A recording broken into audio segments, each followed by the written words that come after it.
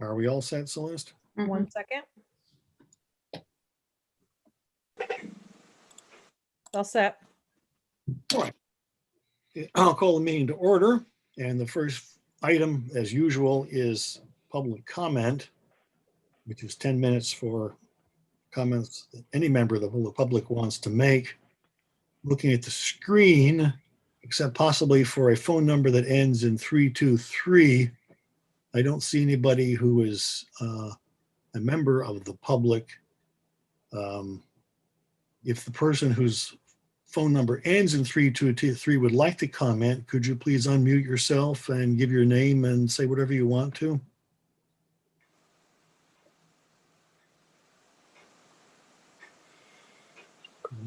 Or do we have to unmute her, the person?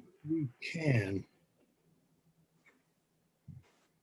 All we can do is invite the person to unmute. The meeting host can do that, but I'm assuming that either that is a board member or it's some member of the public who doesn't want to comment right now anyway. And if it is a member of the public, I'll tell you that usually during the meeting, if you want to say something, call it to my attention and we can work in your comment then. We just don't guarantee it, that's all. Then there's another public comment period at the end of the meeting. Okay, would the vice chair care to review the board norms? As a board, we will make sure all our students are our first priority. We will honor the distinction between governance and administrative responsibilities. We will set ends policies, executive limitation policies, board management delegation policies, and governance policies, and measure our performance against these policies. We will set goals for our work that are SMART, specific, measurable, attainable, results-oriented, and time-bound. And we will periodically check in on these goals. We will conduct ourselves in a courteous and professional manner. This means we will respect time, follow protocols, speak to the point, be prepared, bring closure to open items. We will make fact-based decisions that are in the best interests of our stakeholders. We will clearly and effectively communicate with all our stakeholders.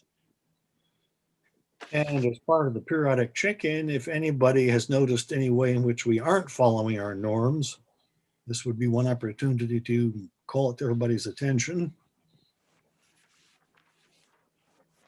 I don't see any hands. There's only one item for the consent agenda, and let me remind you, if something's on the consent agenda, you can discuss it only by moving to take it off the consent agenda. Do we have a motion to approve the consent agenda by Dick, seconded by Jane? All right. All those in favor of passing the consent agenda, which is the minutes of December 15th, please raise your hand. Is there anybody opposed, please raise your hand. Passes unanimously, I believe then. Thank you. All right. First item under financial planning is the FY22 budget.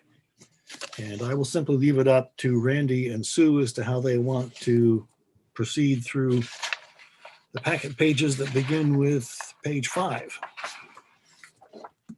I will turn it over to Sue. We've already gone through this once and now it's been updated. The CLA numbers that are in the report, it does say TBD under FY22 estimated on packet page 11, but that is not TBD anymore. Those have come in. Okay, so those are accurate numbers that we're working with. I don't believe there's really anything that's changed in the budget itself, Sue, from of any kind of magnitude in the budget, but we now are looking at more concrete numbers related to the tax rate. Oh, sorry to interrupt. One thing just occurred to me. If any board member hasn't gotten the proposed warning for the annual meeting, it was sent out, I think, late afternoon. Please check your email and have access to it because we will have to approve that warning later on in this meeting. Sorry about that. Go ahead. Oh, that's okay. Also, there was a staff email sent afterwards.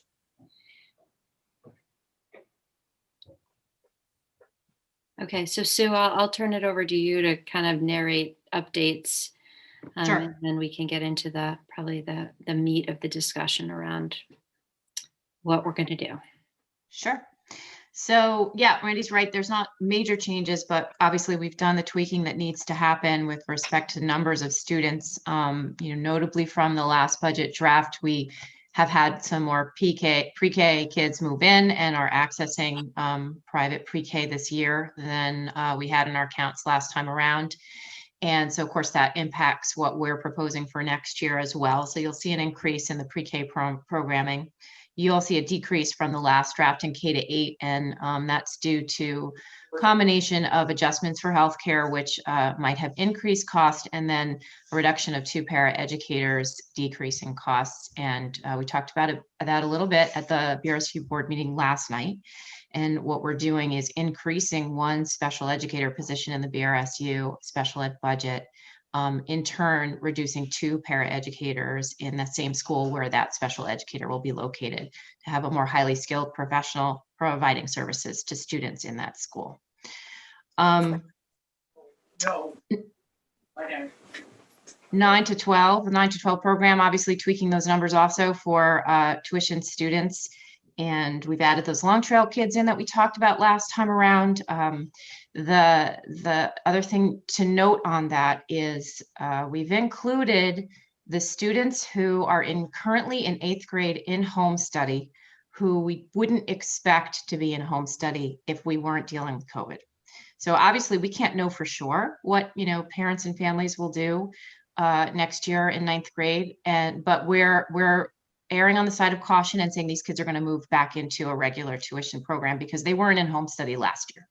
So we've captured those students as well. We've also included those additional 15 GO students, identifying that there may be some additional students that move in that we're unaware of, and 15 has been the number that we've been budgeting in the past, and it's mostly served us well. Obviously, every year the number is going to be a little different, but that's the number we've been going with. So that's what's included now, and we can also talk about whether or not you want to adjust that number.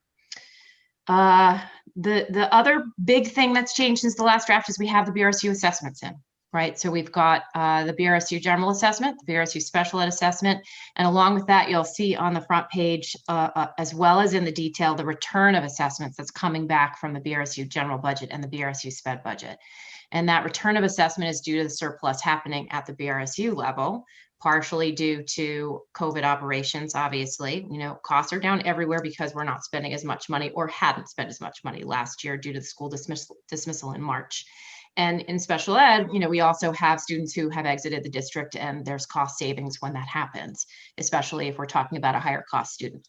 And we've had several of those. So there's a significant amount of surplus in the special ed budget now. And based on the fact that we're seeing tax rates go up so much in our districts, and especially due to the property yields declining, we have no control over the fact that that's automatically going to increase our tax rate. So we've decided that it makes sense to be giving a lot of that money back. And the return of surplus is generally based on the amount of money that remains as a surplus from FY20. So it's the FY20 surplus less any amount we might have set aside as a return for the FY21 budget. And that's about the number that it is that we're returning back to the districts.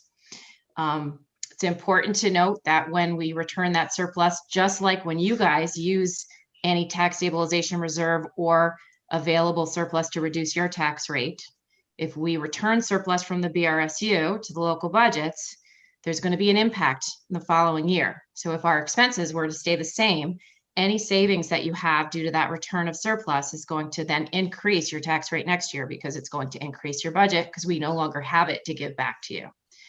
So right now we are, I'm sorry? Question based on packet page 10. Mm-hmm. So is the administration's recommendation that we go with column D, which is using 764,601 from the surplus? Yeah, right now, that's what we're proposing. Yep. Thanks. Yep. So, so with respect to the BRSU, we are anticipating, having a little bit of a surplus at the end of this year, and we would hope to return some surplus next year. So hopefully we won't have this large of an impact, which I've calculated to be approximately 2.5 cents to you guys on the equalized tax rate. But that is there, so just keep that in mind. The BRSU board did approve the budgets last night, so those assessments stand firm as they are in the budget. The next part I wanted to talk about a little bit is revenues. So we finalized revenues, and our local revenues are down. And there's reasons for that that makes sense. Obviously, our non-resident tuition is down. We have a lot less students this year than we anticipated. And, we know that enrollment is down everywhere, so it's not a surprise this year. I didn't choose to add a whole bunch of kids to next year. We can't know if our enrollment is going to increase. Well, we'd like to see it increase. We can't know if it's going to increase next year. So the kids that are included in that revenue figure are the kids that we know about that are currently attending our schools and aren't going to be graduating out from 8th grade. And I've added a few students based on what we are including in our other budgets. In other words, 6th grade Meadowy kids who we anticipate will probably come to T&G based on what we know about them now, and perhaps Win Hall students that we might be budgeting in Win Hall to come to T&G. So that is what we're anticipating. So it is a lower number than we're used to seeing. Our transportation reimbursement is down, and that is to be expected twofold. We've expected our transportation reimbursement to slowly go down because when we merged, we are operating more efficiently. We are saving money in transportation, and transportation reimbursement is based on our actual transportation costs from 2 years ago. So FY20 costs are down, FY22 reimbursement is going to be down.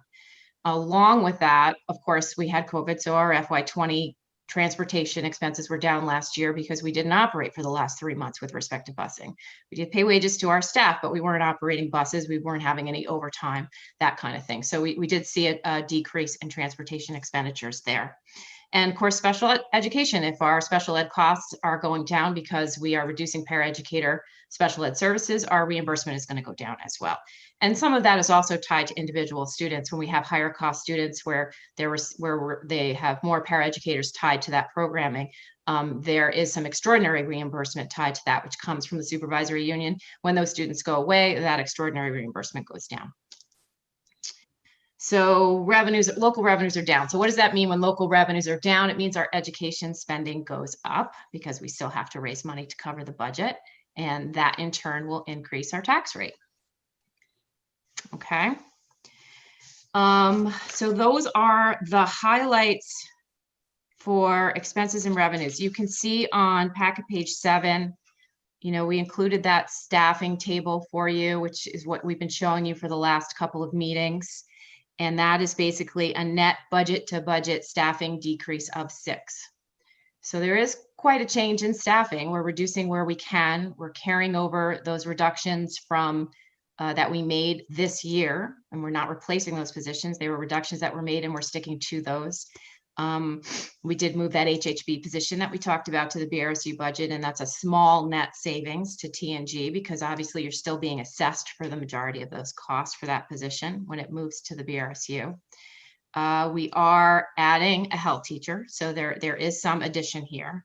And we are also adding 2 full-time substitutes. Right now we have 1 full-time substitute at one school.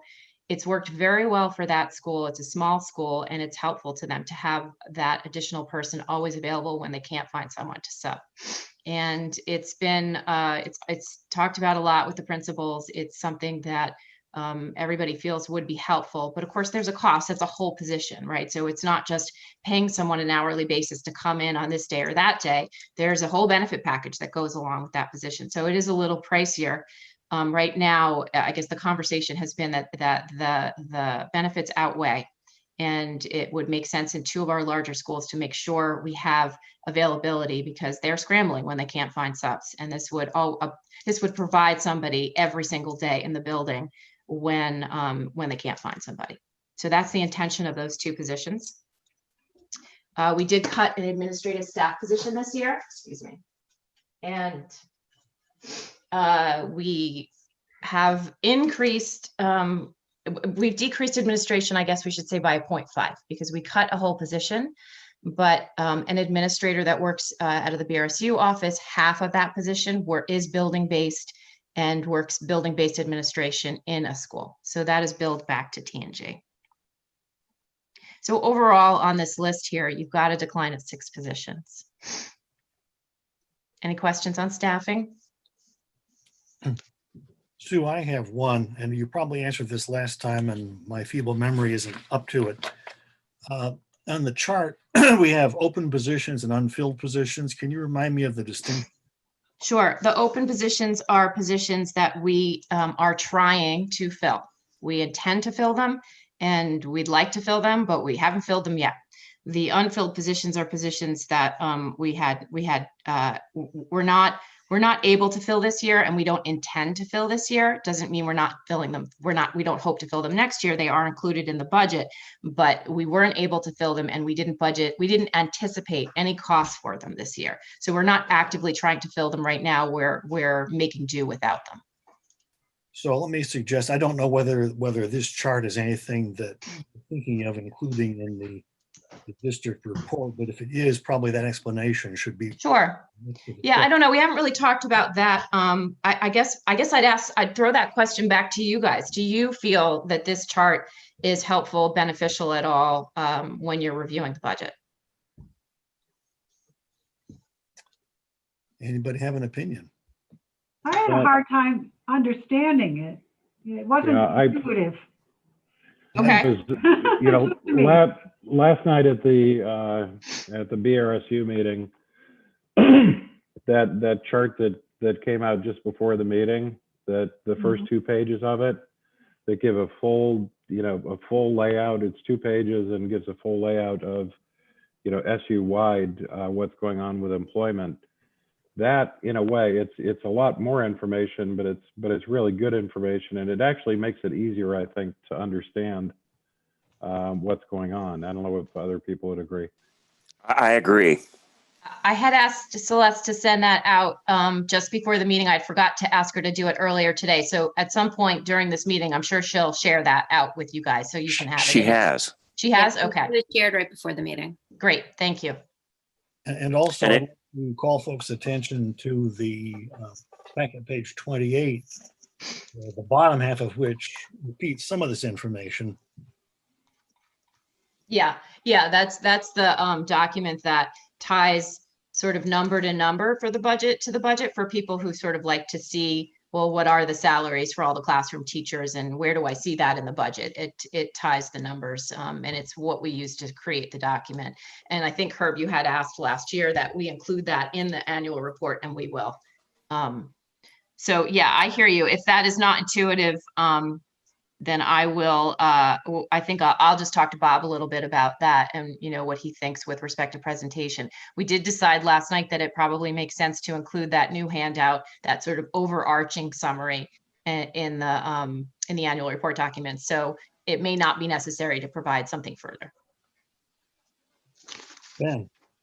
Yeah, I was just going to say, I think it's really valuable, obviously, to point out that we are reducing staff. And that's a really clear point. And then the increases in staff that are happening specifically with the equity. I can't get the titles in my head clear, but the new equity position that's coming in, and there's a couple of new support positions that are coming in. Yep. That aren't on that chart. So I was either like include those in there or just note them in a different way. But those seem like 2 really big, important highlights in terms of staffing. So Yeah, I think I was just going to say that, those are not, well, the MTSS and equity position is partially funded locally. The other ones are grant funded. Mm-hmm. So it can be confusing to people if you're including some of those in, but we could think about how we might approach including grant funded positions in, so that people understand the services that are being provided that aren't even coming out of the local budget. Yeah, I think that's the key. Right. That's a huge bonus to the taxpayers to see this at this time, is like, here's other ways that we're really working to meet student needs, especially in these particular times right now. Right. And we've found ways to fund that external from the local budget. Okay, I think that's a good point, and we will figure out a way to include it so they see what else is being provided through the educational program at not a direct cost to them. Right. Dick, go ahead. Last night, we spent a fair amount of time at the BRSU making sure that in either the fact questions or some of the dialogue, an awful lot of the issues, Ben, you're talking about, pointing out educational advantage. For example, instead of having an assistant superintendent, Randy offered a really magnificent justification for a significant improvement in delivery of services by substituting a different position than assistant superintendent.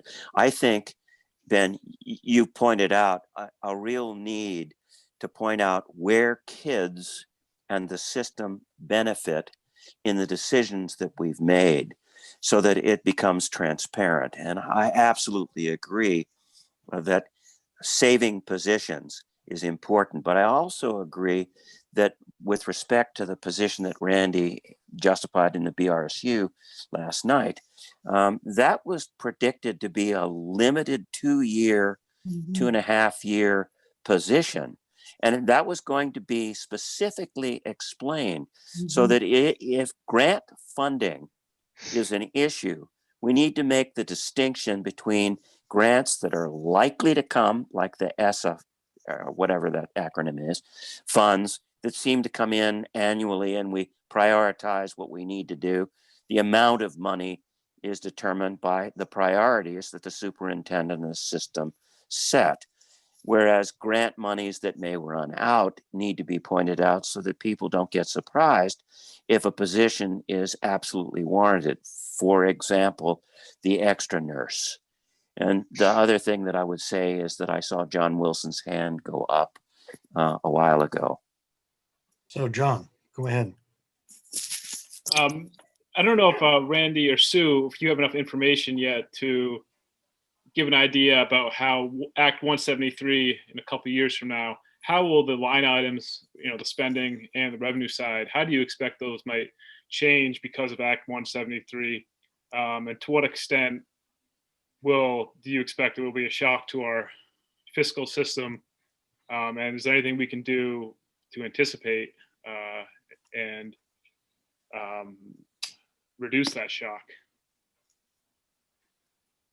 So I will tell you that if we were not experiencing what we're experiencing this year right now, the answer would be more clear than it is right now. The census block grant essentially, right, is a pot of money that we are given to fund our special education programming. So that idea of reimbursement with the formula that's had is going to be going away, with the exception of our students who have extraordinary costs, right? Costing more than roughly $60,000 a year.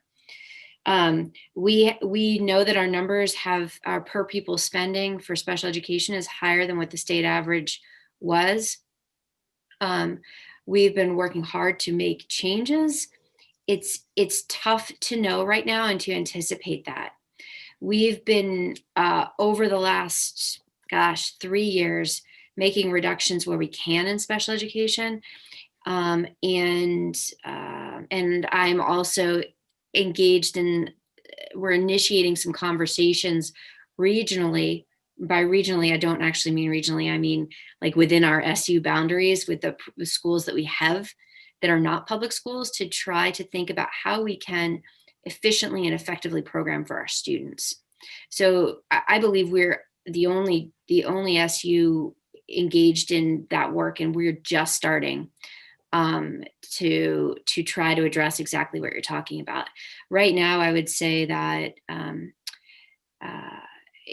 ultimately we are making we've reduced as much as we can.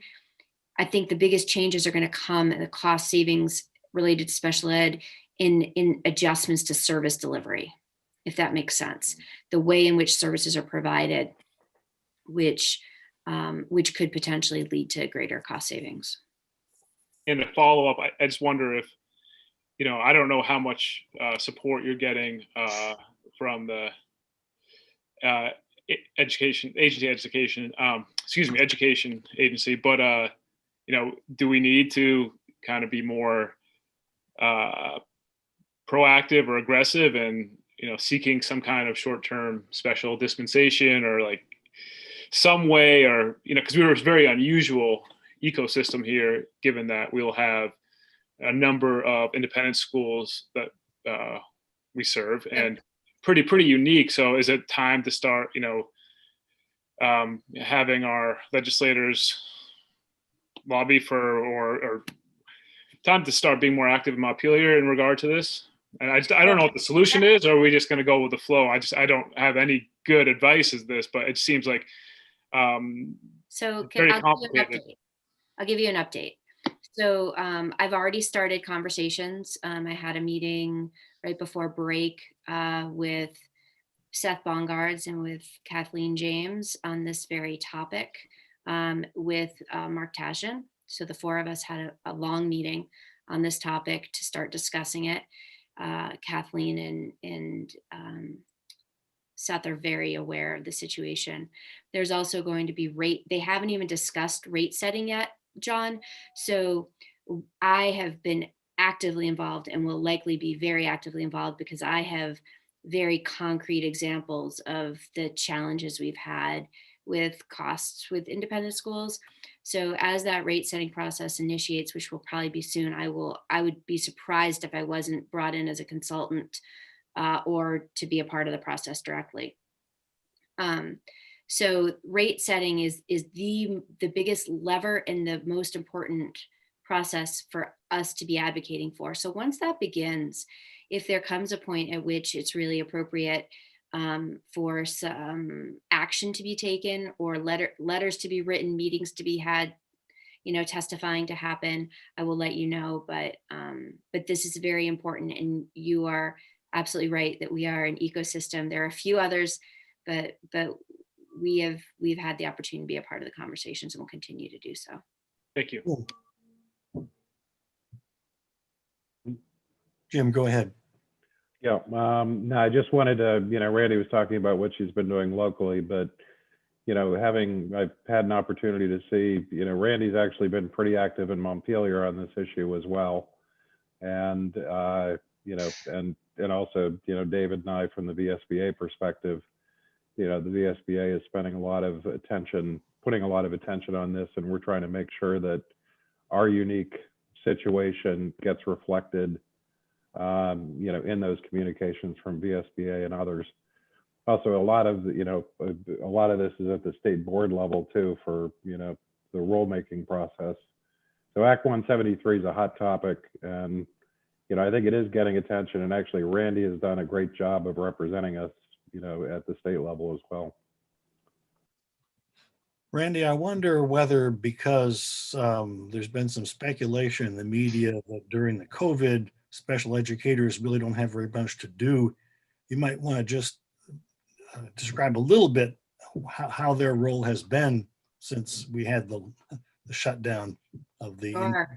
Oh my gosh, they've done tremendous work. And the state requirements around meeting with families, talking about service delivery and how that may need to change or may not need to change last spring, as well as this fall.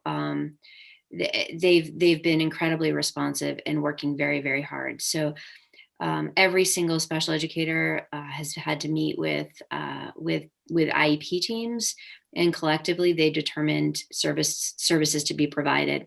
So it's been a balance of really looking at what a student needs, as well as what the student needs within that the context in which they're operating. And that context is now influenced by many, many more variables than it typically is. And so, so a family may have a meeting and say, hey, we would like X, Y, and Z services. And then as things change, they may want to meet and request that those services be adjusted. We provide services to students who are at home at a distance. We have students who are at a distance coming in to receive services, and we're providing in-person services for students in buildings as well as virtual students for students in buildings. So all of those service provisions are clearly, determined by a team and then executed. Things tend to be much more stable than they've been. So we have special educators who are constantly needing to adjust what they're doing and shift based on the needs of students. I believe if you were to ask any of them, there isn't a single special educator or special education provider who wouldn't say that they are, as was true of every single educator we've got, working harder and more creatively than they've ever had to in the past in order to meet student needs. Thank you. Other comments, particularly regarding special education?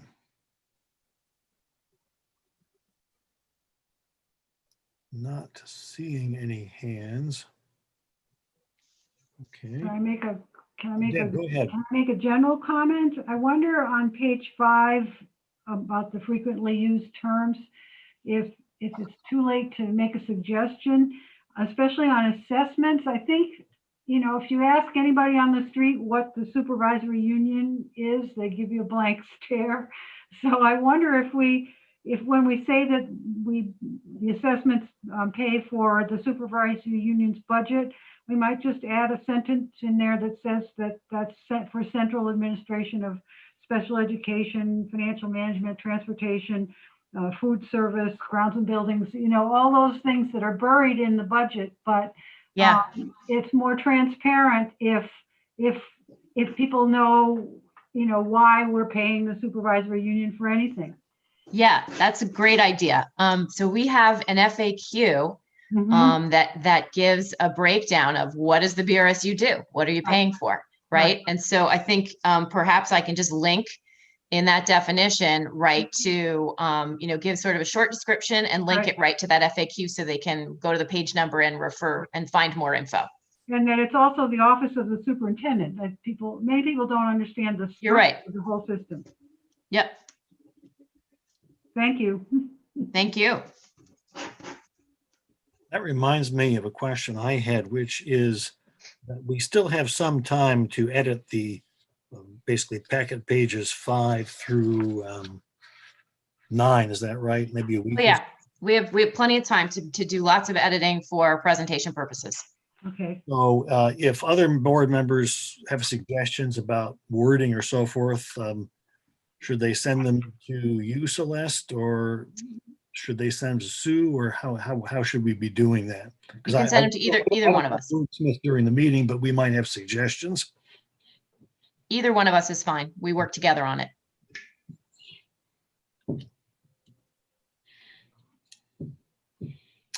Okay.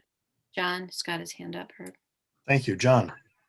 All right, another special ed question, and I'm kind of, grasping at straws here, I'm sure, but trying to understand Act 173, and my understanding is the intent of it is that special educators will be coded less to, directed towards less individual students and more towards some broader supports and interventions.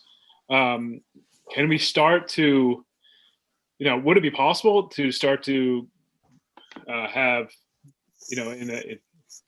that's hypothetically next year for to code some teachers and special or teachers, I don't know what certifications they would need to code them more for special education. Can we start taking advantage of some of the changes in Act 173 where they're maybe providing services, intervention services, tier 2, tier 3 intervention services that are not covered by special ed, in hopes that if we code them in that way, that we can get some special ed reimbursement from the state and thus lower our spending? So we have been working on that toward that for a few years now, but not in exactly the way that you are proposing it. The way that you're proposing it is far more complicated, and the idea of taking a teacher who's not certified as special education, we can't have them be providing the special ed services. That's not legal. We can't do that. But what we have been doing, and when Sue talked about the conversation about the reduction of 2 paras in T&G because we hired a special educator. That's a process that we've been using a lot whenever we have an opportunity over the last few years in order to be transitioning to a model in which we have wherever possible a special educator working with specific grade levels of teachers, so that we have a ratio of professionals servicing all levels of students. So we have that happening right now. Very intentionally, that work is happening in order to have special educators with a ratio that has been shown by research to be effective. And that special educator and the teachers would then provide the specialized instruction through an IEP, also tier 2 intervention types of supports. And they're responsible for all those kids, 504s, intervention, special education. That was a key finding from the district management group report and a key component of Act 173. And it's something that we've been working on a lot, for the last few years, and will continue to, specifically for the exact reason you're talking about. Thank you. Jane is next. If I remember hearing this correctly last night, Randy, I think you gave a really good example, but it was, I think, specific to Meadowy, which was using the para-educator positions and then hiring a speech pathologist. Is that right? I mean, I'm thinking it might. Yeah, so no, I think you're referring to RISE, to the RISE classroom, in which we have, that's our classroom to support students on the autism spectrum. And we have higher numbers of students increasing, and rather than hiring another special educator, we hired a speech and language pathologist for next year, since we know communication deficits are a key component of autism. And so now we've got moving forward, a full-time special educator and a full-time speech and language pathologist, as well as paras to support the program. But we want, one of the facets of education that people have commented repeatedly about is that we often will take our most complex students and have them spending the most time with our least skilled people. And so the shifts we've been making are in order for us to be addressing that, as well as a whole host of other issues, because we want our kids to be making, every one of our kids to be making as much growth as possible. Are there other comments or suggestions about the special ed part of the budget before we go back into general discussion of the budget? Okay. All right. So Can I just jump in? Because I think, John, I want to jump back to what you kind of opened your first question with, which was about kind of my interpretation was forecasting for the future, right? We're looking at a budget. And so I felt like your intention with your question was, is there something we should be considering now because of outcomes in the future? And you talked about Act 173 and census block. I feel the responsibility, and you're nodding, so I'm right. So I feel the responsibility to say to you that the other really key component of that is the awareness that there's a lot of indicators that the UVM weighting study will likely be turned into some type of legislation, which will then be shifting the overall general funding mechanism for education, which will likely concurrently at some point in the near future hit the census block funding. We right now, because the information at the state level that they're using to run the projected numbers for Taconic and Green, those numbers are inaccurate. I can't remember if I just said this to you. I've had a number of meetings, but don't use those numbers because it's inaccurate.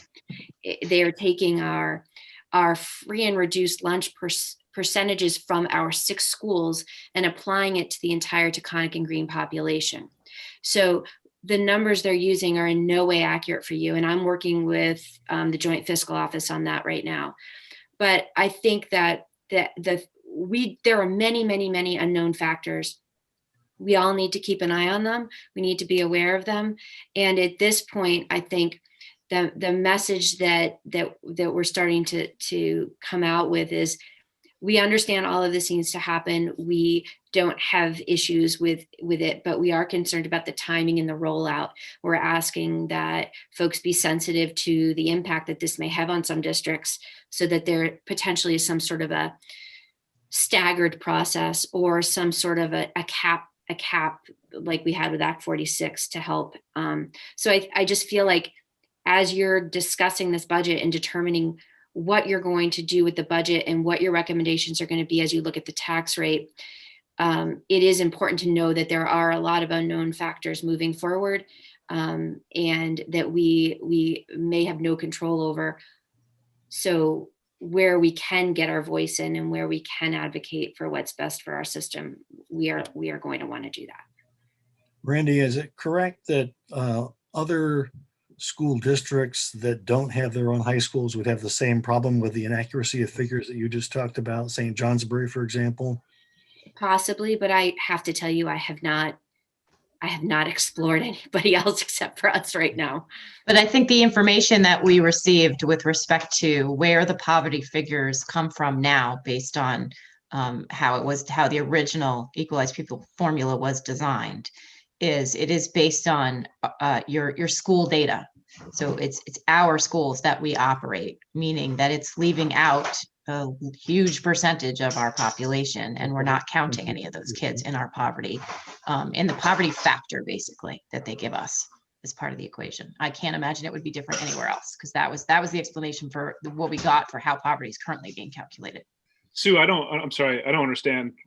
How is the FRL not counting everyone, you're saying? It's counting everybody in our schools, but only our schools, right? So only the schools that we operate. So But not BBA or Long Trail. Right. All of our independent students are not, there may be many of them in poverty, but we don't get a count for that. And does the weighting study, Randy, the broad strokes of the weighting study, which is on my to-do list to read, but how is that changing? More weight to older kids, less weight to, what are the implications, if you can give us the broad strokes on that? I'm not going to, because I have not looked at it for like in a 2 while, months, and I don't want to misspeak. Yeah. But the weights are very different than what they currently are, and like I said, the projections for tax changes to us is taking our students but applying it to the students that attend the BRSU schools and applying it to everyone. So they're just totally off. But yeah, the weights are their weights, and they don't even know. And the study itself has a number of different models of funding weights. They haven't decided what they will take if they do. So you can look at the different models. It's not light reading, and it's very long. Not light reading. Any board members know whether the legislators who represent BRSU towns, and particularly T&G towns, are in touch with legislators from districts that represent districts that have the same setup, where you have a large percent of independent school students, at least once you get to secondary? Because it seems like they ought to be working together. Jim? Actually, I haven't, through the VSBA, I haven't gone that route. As Randy hasn't gone that route. I haven't gone that route. I've had a lot of discussions on weighting study. I'm actually taking part in a group that is called the Weighting Study Coalition, a group of school boards who are interested in getting it implemented. So I'm spending some time with the weighting study stuff, but I think this, I will try to, through VSBA, try to make some of those connections to people in a similar situation to us, and see whether we can, make some connections, get an idea of whether they've recognized the same issue with the data that we have, where they haven't looked at it, and whether or not it would make sense for us to work together. So I'll try to, if Randy's okay with it, I'll try to blaze the trail a little bit for that connection. And I'm happy to reach out to those superintendents and just ask them quickly. I know who they are. So. Okay, good. Anyway, my point was just that I felt like I wanted to just capture that for you. I felt a responsibility to just kind of draw those connections and to essentially say, as you're making your decisions this evening, we don't have the path forward that I wish we had for you right now. So you're going to have to make the decisions in the absence of real clarity as you look ahead to FY23 and 24 and 25. Before we go back to general discussion of the budget, are there any more comments or questions about the special ed part in particular?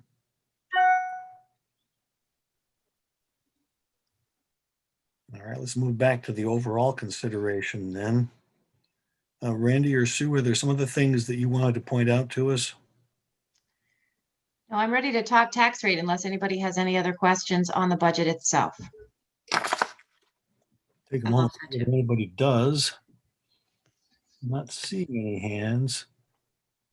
Okay, let's go to the tax rate then. All right, let's move to back to page 10.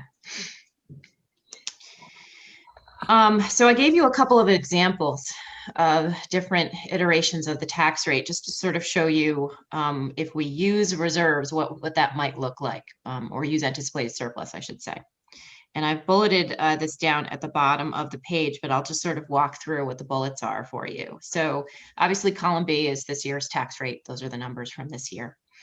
Column B is basically to show you what the tax rate would look like if we didn't use any anticipated surplus. So we didn't have any money available to help support at the education spending number. And it was just a flat voted budget, local revenues, the new property yield, and an estimated equalized pupils figures. What does that look like? And so that's an 8-cent increase on your equalized tax rate. All right. What we've proposed in the draft that you've seen is what you see in column D, and that is using 764,000 surplus to reduce education spending, which drops the tax rate down to 3.9 cents. All right, so 4.1% decrease. That 764 comes from last year's, how we ended the year, right? We ended the year with a big surplus. Last year, we asked the voters to transfer the anticipated surplus of 509,000, I think it was, to the tax stabilization reserve, which we've done. And we're recommending that we use the balance of that surplus that wasn't originally presented to the voters to transfer and go ahead and reduce the tax rate. It's a lot of money when you look at it, but it's only 4 cents. So it cuts that tax rate increase in half, which is fantastic. But you'll see as we move further, we're still going to see some significant tax rate increases.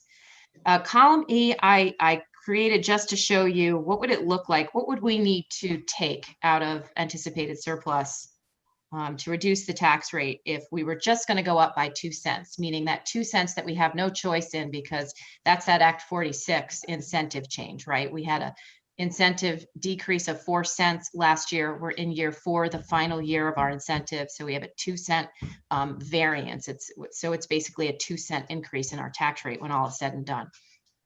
And that would be an additional $346,000. And that could come out of our anticipated surplus from this year, because we do still intend to see a surplus at the end of this year. And it would still leave us with about, I don't know, around $55,000 of anticipated surplus if everything stayed as it's presented right now. So that's an option to consider. It's not the one that we're recommending on the table right now. As we talked about with the return of surplus from the BRSU, any use of surplus, if all things being equal next year, you're going to see an increase because that surplus is no longer available to use. Now we do have that 500,000 set aside in tax stabilization. It was voted, it's there. We're not intending to touch it right now with this presentation, but of course that's on the table as well. So I just want to move on to packet page 11 before we talk about that any further and show you what this looks like on a town by town basis, because this is the part that gets difficult, right? We know what an equalized tax rate is. We can compare it from year to year. It's a number. It's easy to work with and show a variance. But now when we go town by town, we're throwing common level of appraisal into the mix. And that changes things for everybody because most of the towns are seeing their common level of appraisal go down, which means your tax rates are going to go up. So we have a variance in the towns that are seeing their common level of appraisal go down. Their tax rate is going up, even though we are showing a 3.9 cent increase in the equalized property tax. The actual property tax rate will go up between 5 and 11 cents. So it's substantial in some towns.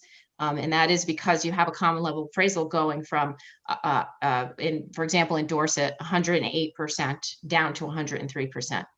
And that is automatically going to raise that tax rate up quite a bit. So it's a lot of explaining we're going to have to do to taxpayers, and hope that they are paying attention and can see that our voted budget is going down, right? But our tax rates are going up. And so we'll do our best presentation wise to explain that in all the FAQs like we usually do, but it's going to be one of those get the word out things, I think. So questions?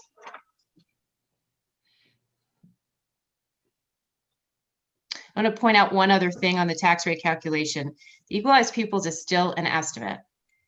So right now, you know that your ADM was kept level at last year's numbers.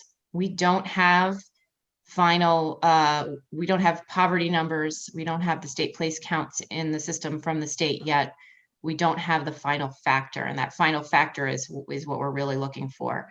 State hasn't given us any of this data. They're still working on it, even though it was due on the 15th of December. So I'm hoping that 1723 is, we're not going to see it. I'm hoping we're not going to see it go down further. I think it makes most sense to follow column D. Column E, while it might reduce the tax rate a little bit, does tap into, in a material way, from my perspective, the possibility of surplus, and that won't be available in 2023. So I'm in favor of D, and I think that's about the best we can do, and it's an appropriate use in this year of a way to use the surplus to minimize the tax increase. Jim? Yeah, actually I had one question. Since there's the ADM freeze for this year from the legislature, are they going to be calculating equalized pupils using the ADM freeze? Yes, and that's what this number is based on. Okay. Also, just to kind of say, I agree with Dick, basically, on that point. John? And then Deb? Can you explain a little bit more? Can you just remind us about the ADM freeze? And also, what do we, for equalized pupils for 9 through 12, has there been a net gain there, do you expect? So so in talking about this year, right, equalized pupils 2-year ADM average. And so this year, our ADM count was down. It was less than last year's ADM. And I, to be honest, would have predicted it would have been down anyway, but certainly not down as significantly as it was. Mm-hmm. A lot of that due to homeschooling. And I think in TNG, we have a count of 59, I want to say, if I remember correctly from the list Celeste shared with me. So it's a big number, right? Much bigger than we've seen in the past. And so instead of using that ADM number that has dropped, we're held level at last year's ADM. So it's a 2-year average of last year's ADM. Okay. Now, high school. Yeah, go ahead. Sorry. So high school itself, has high school gone down?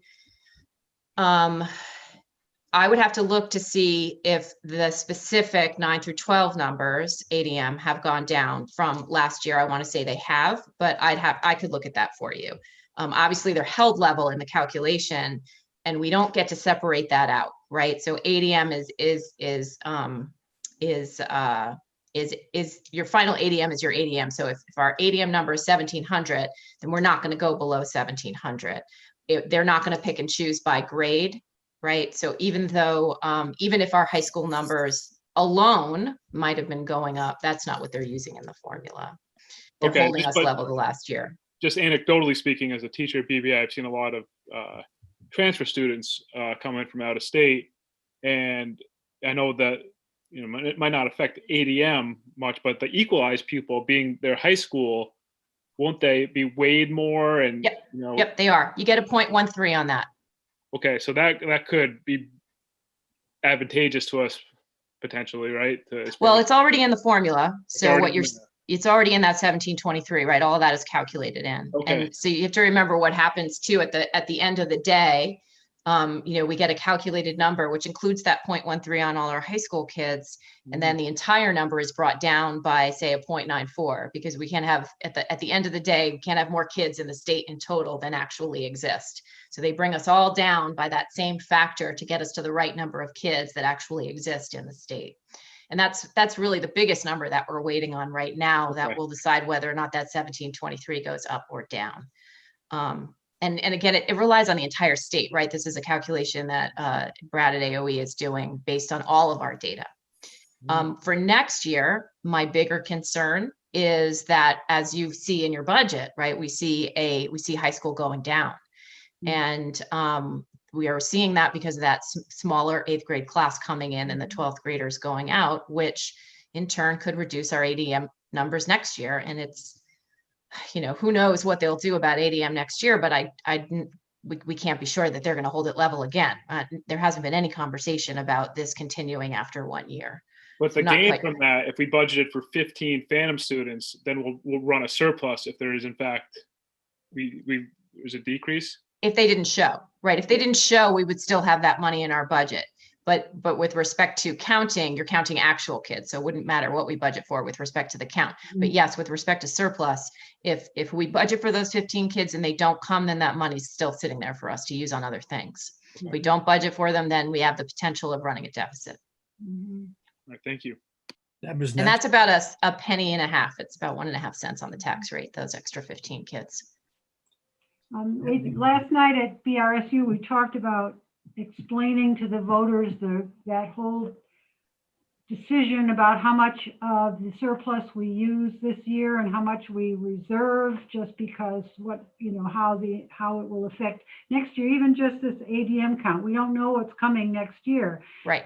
Voters at one point might wonder why we don't just return all of our surplus. Yes.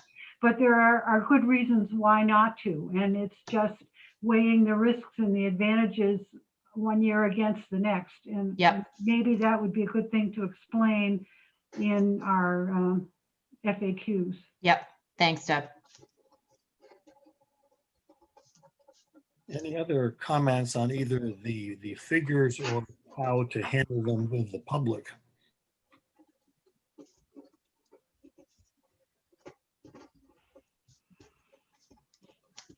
I think, I don't know. We have to address is folks who are going to say, well, this year is totally unusual.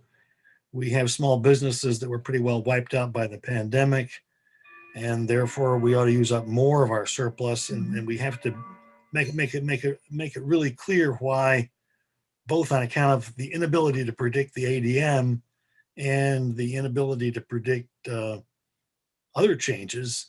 We don't want to run the surplus down. We don't want to run the reserve down too far. It's going to be difficult to explain that all. Yeah. I think that, an additional point to this, or factor to this, is that, the folks who have been hit hardest by the economic repercussions of COVID are probably not paying this tax rate. Correct. And because they're going to qualify for income sensitivity, especially if their business has suffered in a major way. So there is a attention to this, and quite frankly, if you look at the stock market, there are people in our communities who are probably doing really well, and they're the ones who are going to be paying this increased tax rate. And so there's these are realities of the system that I think there's some flaws embedded in that, but that's the system we've got right now. And the upside to that is the folks who are right on the cusp are the ones who are really going to be hit hardest by this, who may not qualify for income sensitivity, but are having a much harder time right now because of COVID. And I don't know that we have the capacity as a board to really address that population, but it's the middle bracket. It might be, I don't know if we have any way of finding out how big that bracket is in our community relative to the rest of the population. But if you think about the way the income distribution is as a nation and as a state is, that's the smaller bracket of our population. we have, our income disparity is pretty large. So anyway, I just think that's that's part of the dialogue, and it's a really tricky thing to talk about. And, certainly maybe not something we're going to be putting out there as our rationale for all of this, but that's really real. I mean, nobody wants to pay more taxes, but we have folks in our community who, if they're in that wealthy bracket, they've done really well this year, probably. So, which is really kind of perverse, but that's also true. Following up on what Ben just said, I wonder whether the folks who normally didn't benefit from income sensitivity, but will this year because the pandemic has really affected their incomes, are even really aware of how much help income sensitivity can be, and how do we properly publicize that for them? Yeah, I mean, we could, so we do in our FAQs talk about income sensitivity, how it's calculated, what the decisions you guys have made in a budget impacts the income yield set by the state, and what that might look like for people. What we might do is also include have you filed your household income form, and how do I qualify for income sensitivity? And while that's not our job, right, to talk to people about how to file their income tax, it's certainly how they get that credit. And I will tell you from experience, I've seen people not file the right forms and not get the credit simply because they just don't know. It's just not something that they're aware of. And it certainly can't hurt it's just sort of like a community service, right, to remind people of something like that. So it wouldn't be a bad page to put in the annual report. I think it's a great idea, Herb. I see a bunch of you nodding. Anybody think it's a bad idea? Sounds like it's a good idea to most of us. And I believe there's through the Department of Taxes online, you can direct them. There's a spreadsheet they can download for income sensitivity. It's a little complicated. I might need someone with you a tax expert to fill it out. But I think if people are aware of this property tax credit calculator, I'll put the link right in here so people can see it. The tax department does a good job on their website of explaining this to people and telling them what they need to do. So we can pull that information right off of the website and direct them to the website as well. Okay. All right, I think we were discussing basically pages 10 and 11 of the packet. Sue, anything else you want to call our attention to there or farther down in the packet? Have we agreed D is where the board wants to go? Well, I think it might be appropriate to make a motion based on D, and then we can keep on discussing it.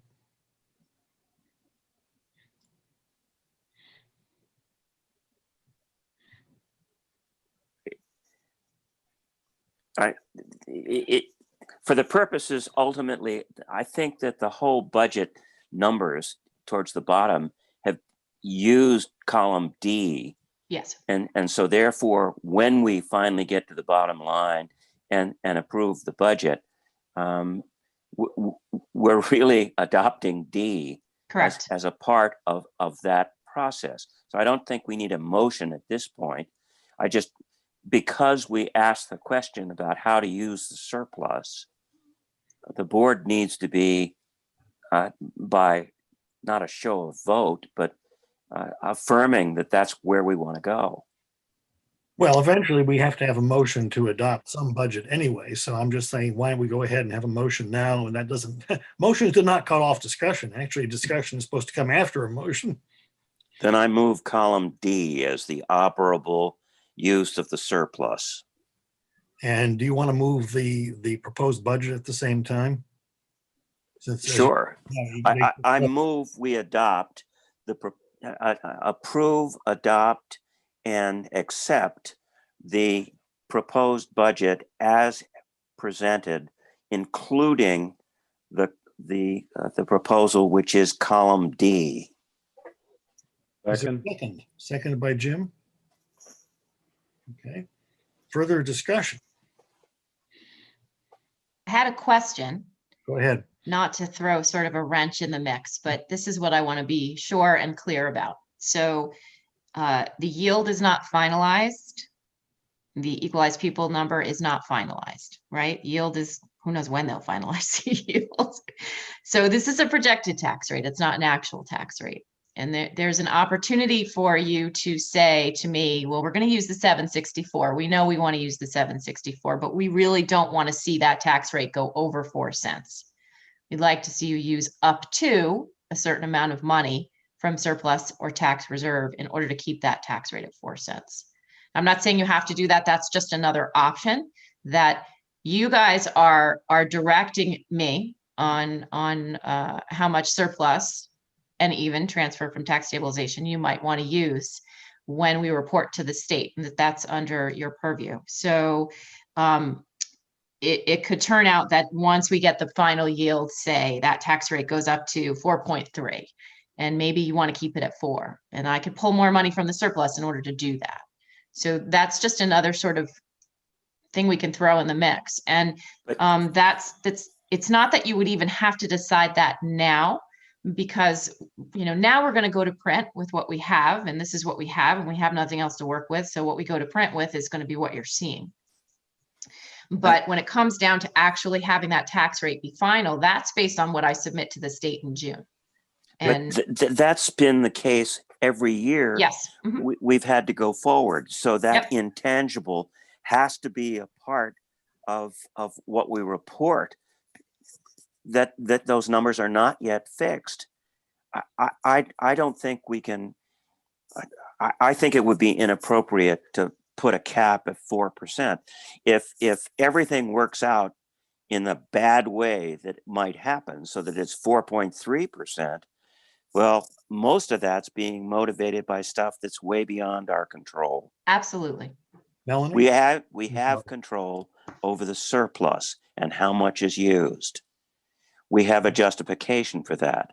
We've been told by our superintendent that the budget is fundamentally designed to benefit in the best possible way the educational progress in the next calendar year and into the future. Those are the things that we need to stand on and argue. So I wouldn't put a cap. That's just me.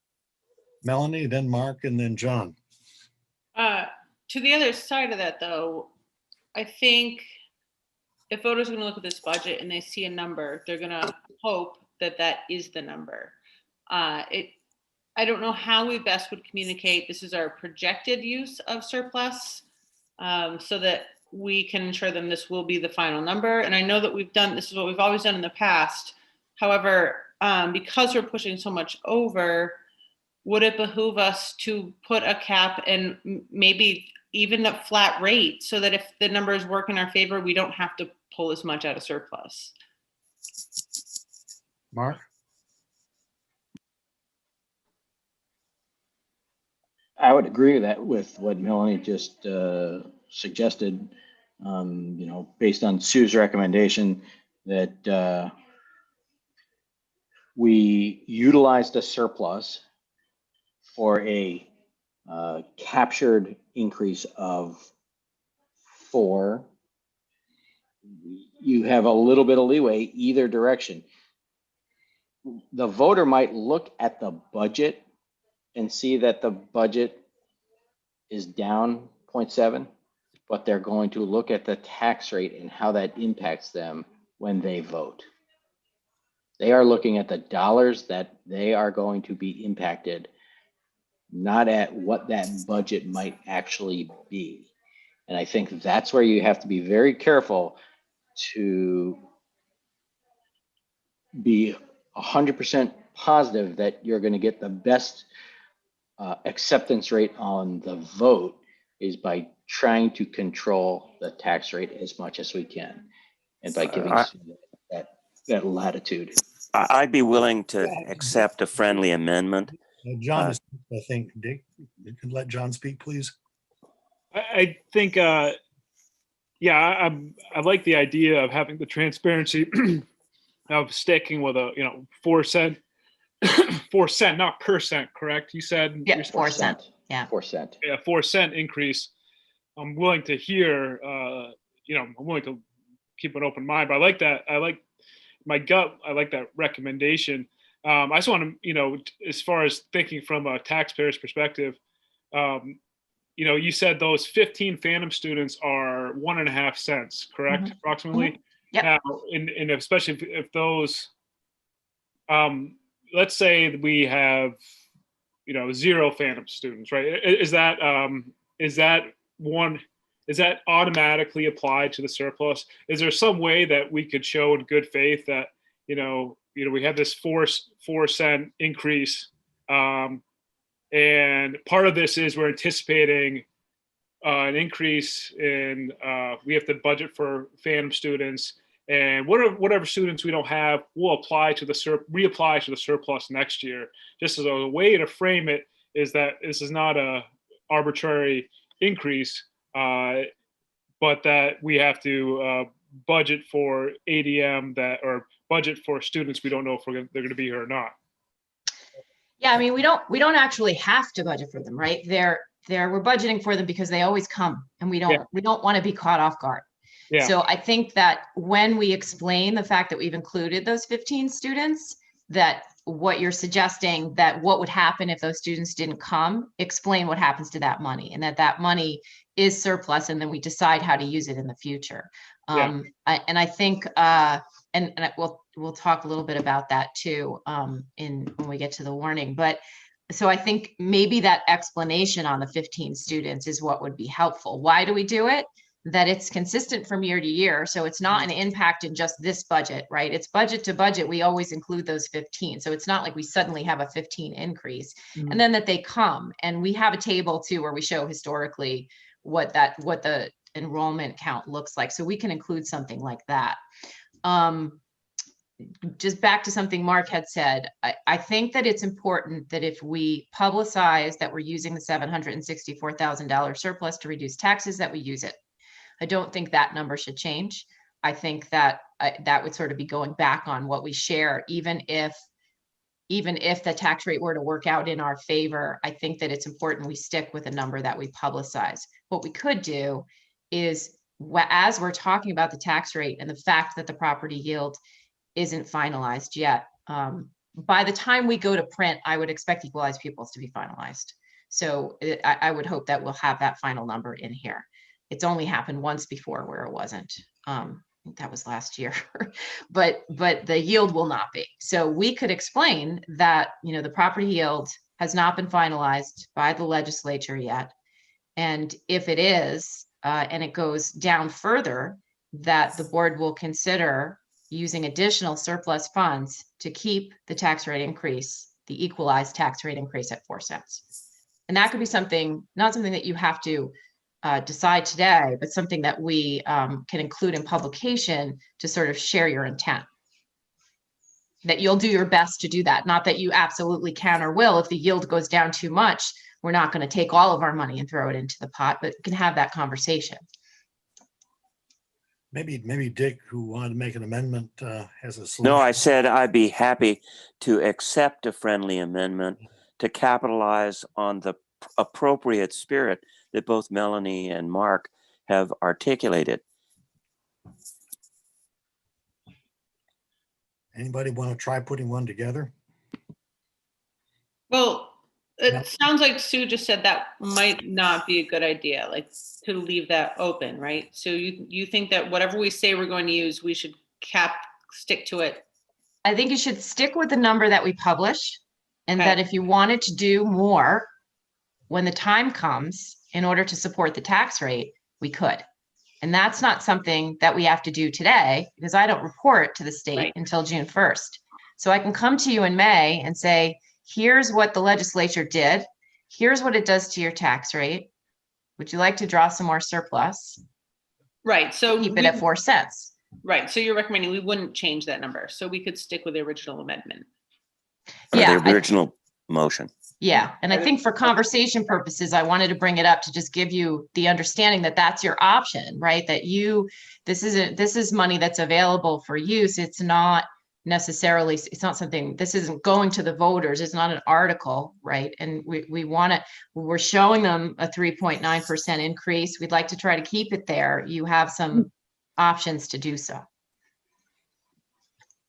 Would it be helpful? I'm sorry, Sue. Sorry, Herb. I didn't. Oh, go ahead, John. I don't see anybody else's hand. Is it helpful to give you if there's a motion to give you a window, Sue, to a minimum and a maximum, and then to say, we direct you to between the give you discretion between the minimum and the maximum of the surplus. So we have in the end a 3.9 cent increase or whatever it may be, or is that not helpful? I think we can accomplish the purpose by being very careful about this point with respect to the minutes, so that we can make reference to the fact that it was the intent of the board to look very seriously at the 4% cap or the 4-cent cap. But at the same time, I absolutely agree that if we promise that that we can afford to and should use the $764,000, that we should follow through on that. But it's at minimum we're going to spend $764. But if the yield doesn't go the right way, then we might. I'm still making sure I'm thinking right. But we might consider doing more, right? But the minutes can reflect that. And in May, when we get to that critical point, when we begin to certify all of these numbers to the state, then we as a board can take it up. Okay. Deb, go ahead. No? Okay. Would it help to have Celeste read back the motion just to make sure that we haven't unintentionally done something that ties our hands here? So this is what I've got. Dick's motion was to approve, adopt, and accept the proposed budget as presented with the proposed column D. Okay. And then the minutes will reflect that that's the intent of the board to look at the 4% cap. If they can use more, they will consider to use more surplus to adjust the rate increase in May. Say 4 cent, not 4%. 4 cent, yes. Mark, go ahead. Yeah, so what we're saying is that column D represents $764,000 of surplus used. If to maintain a 4 cent cap, additional surplus may be required in the future.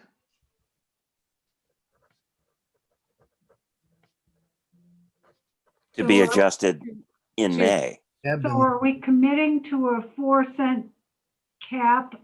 Would we in May, if we needed to, exhaust all our surplus funds? I mean, in the worst case? I think we'd have a conversation about it, Deb. I think so. Right now, you're not giving me direction to do that, and I don't want direction to do that. Okay. I want to know that which you guys are making clear, that you'd like to see that tax rate increase stay around that 4 cent mark if we can do it. Mm-hmm. And we'll talk about what that might look like when we know what the numbers are. Yeah, I think there's two aspects to Dick's motion. One is that we approve the budget. Right. The other aspect is that it just says currently, here's how we think the surplus ought to be handled. That doesn't prevent the board from changing its mind about that later on, does it? Right. Other comments on the motion? John. But with in our drafted articles, I'm just being mindful of with what we decide now. Do we have to reflect in our drafted articles? Right now, it's Article 9, and that was sent out.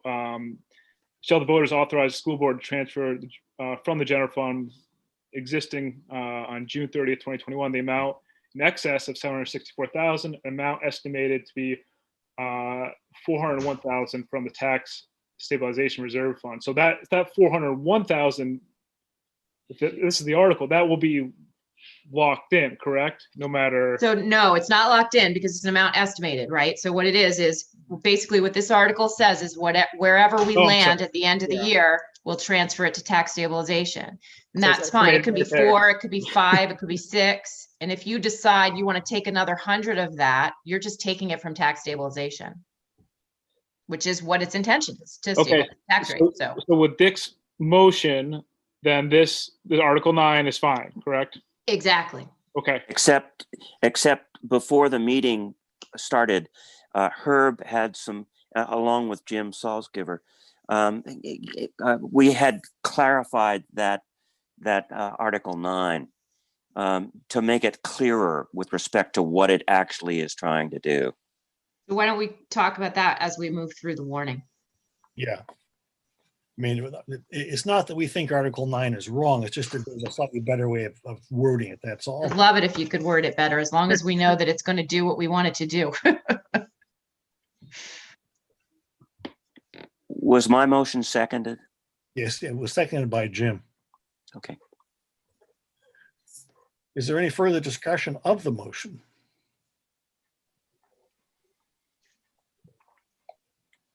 Okay. I wonder whether we should invite whatever public may be listening to give any comments that they may have before we actually vote on the motion. I only have one person watching on YouTube and they are not making any comments. Okay. All right. All right. Are we ready to vote on the motion then? Anybody need to hear it again? Here, Mark, yes. I'd like to hear it one more time. The motion is to approve, adopt, and accept the proposed budget as presented with column D is the motion.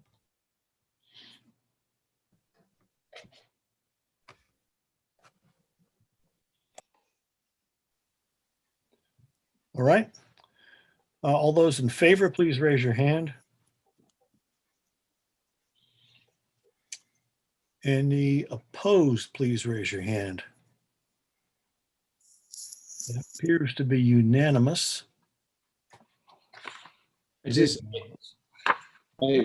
Realizing is watching the hands go up and just wondering if Lexi or Sam have any comments that they want to make, since they don't get to raise their hand or not. Unless it's this is detailed stuff, but you're perfectly capable of digging into it. So I'm just curious if you have any thoughts. Or if you have any thoughts about how we're explaining things, right? There's two aspects to it here. One is what do we propose? The other one is how do we propose it? And why? And I think we'll come back to that when we have to discuss the warning too. Yeah, I think I agree with what you guys are doing. I'm not a taxpayer myself, so I don't think I understand everything as much as you guys do, but I'm following pretty well, and I think the way you're explaining it is good. I agree with Sam and what she said. All right, the next item is, I hope, simpler, which is to approve the tuition rate, and that is on packet page 30. 30. Thank you.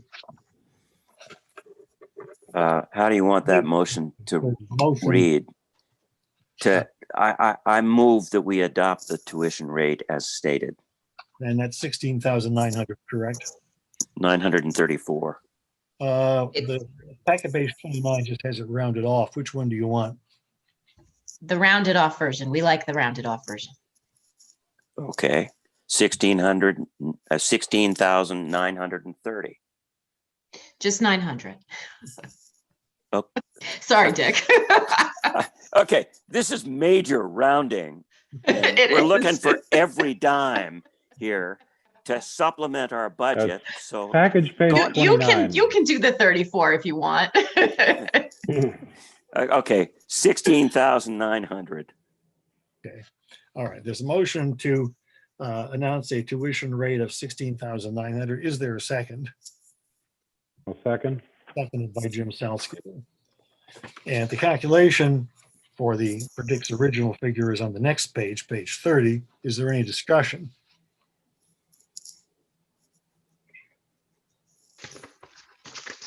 Ben, Okay, all those in favor? Ben, Yeah, no, I just curious. There's, we have a few different. We have the announced Taconic and Green announced tuition, and then the numbers in the warning that we're going to look at talk about a spending education spending of 17,889, right? And these, I know, I do understand there's some differences here, but I don't know if how we communicate these different numbers, because this is our my understanding is what we're talking about here is this is what it costs to educate our students in the schools that we're running, that we're operating. Correct. Right? And the taxpayers are approving an education spending rate that includes high school, which is at a much higher rate. So that balancing out gives us that education spending number. Am I getting that correct? Yeah, kind of. There, it also includes other things, all of our net costs for special education, transportation, right? There's a lot of things that don't go into our tuition rate that we charge when kids attend our schools. That would be included in the ed spending per pupil number. And the ed spending per pupil number, of course, is also adjusted for those local revenues and that surplus that you're using, right? So the equalized pupil, the education spending per equalized pupil is it's why we spend a little time defining it and explaining it, because it's a complicated number. Yeah. So we also have, if kids tuition in from another district. Question B, then the question that Ben just asked with the answer that Sue just gave. I didn't quite follow that. Sue's explanation helps, and I think some of it. The question would be why are the numbers different, and the explanation would be the one that Sue just gave. Yeah. Jim, I'm sorry. Go ahead. No, that's fine. I was just going to point out that, as Sue was mentioning, this is what we charge to kids tuitioning in, but if they have special ed needs, then we charge the district they come from an additional amount for that. So that kind of fits in with Sue's explanation. So other discussion on the motion, which is to set a tuition rate of $16,900. Right, all those in favor, then please. One clarifying question. Pardon? Oh, sorry. What is the line for board for 104,170? Sorry, that comes from these numbers come straight from the budget, but they are not necessarily in total when we're talking about administration, because we do share the administration costs between our schools, the kids that are educated in our schools, and then of course there's some of those costs are allocated to high school as well. So these numbers will come right off of your summary sheet of your budget, with the exception of where we may be doing an allocation of costs, spreading those costs out amongst all our kids, including high school. So we wouldn't be including the full amount of the board costs in the announced tuition number, because some of those costs are being, some of the staffing costs, right, are allocated towards high school kids. Does that answer your question though, Ben? I think so. Is it, and board is in reference to, I mean, this is not the school board cost. Oh yeah, you guys. So there's you have a line item right on the summary page of what the board costs. This is administration for the district. So Right. There's a bunch of stuff that goes in there, say legal, your insurance, right? There's a bunch of things that go into that. The superintendent's assessment is on this list as well. Pretty much anything that's not transportation and special education, pre-K, those are the things that are left out of this formula. And then some costs are you're not going to put the entire cost into this formula because they're spread out to other students. Ben, would you like to see a different name for that item? Maybe. I just don't want it to be confused thinking this is money that's going to pay the board. Sure. Really it's not, and that's Absolutely not. I will fix that up for you for next year. That's district administration in the budget, right? Exactly.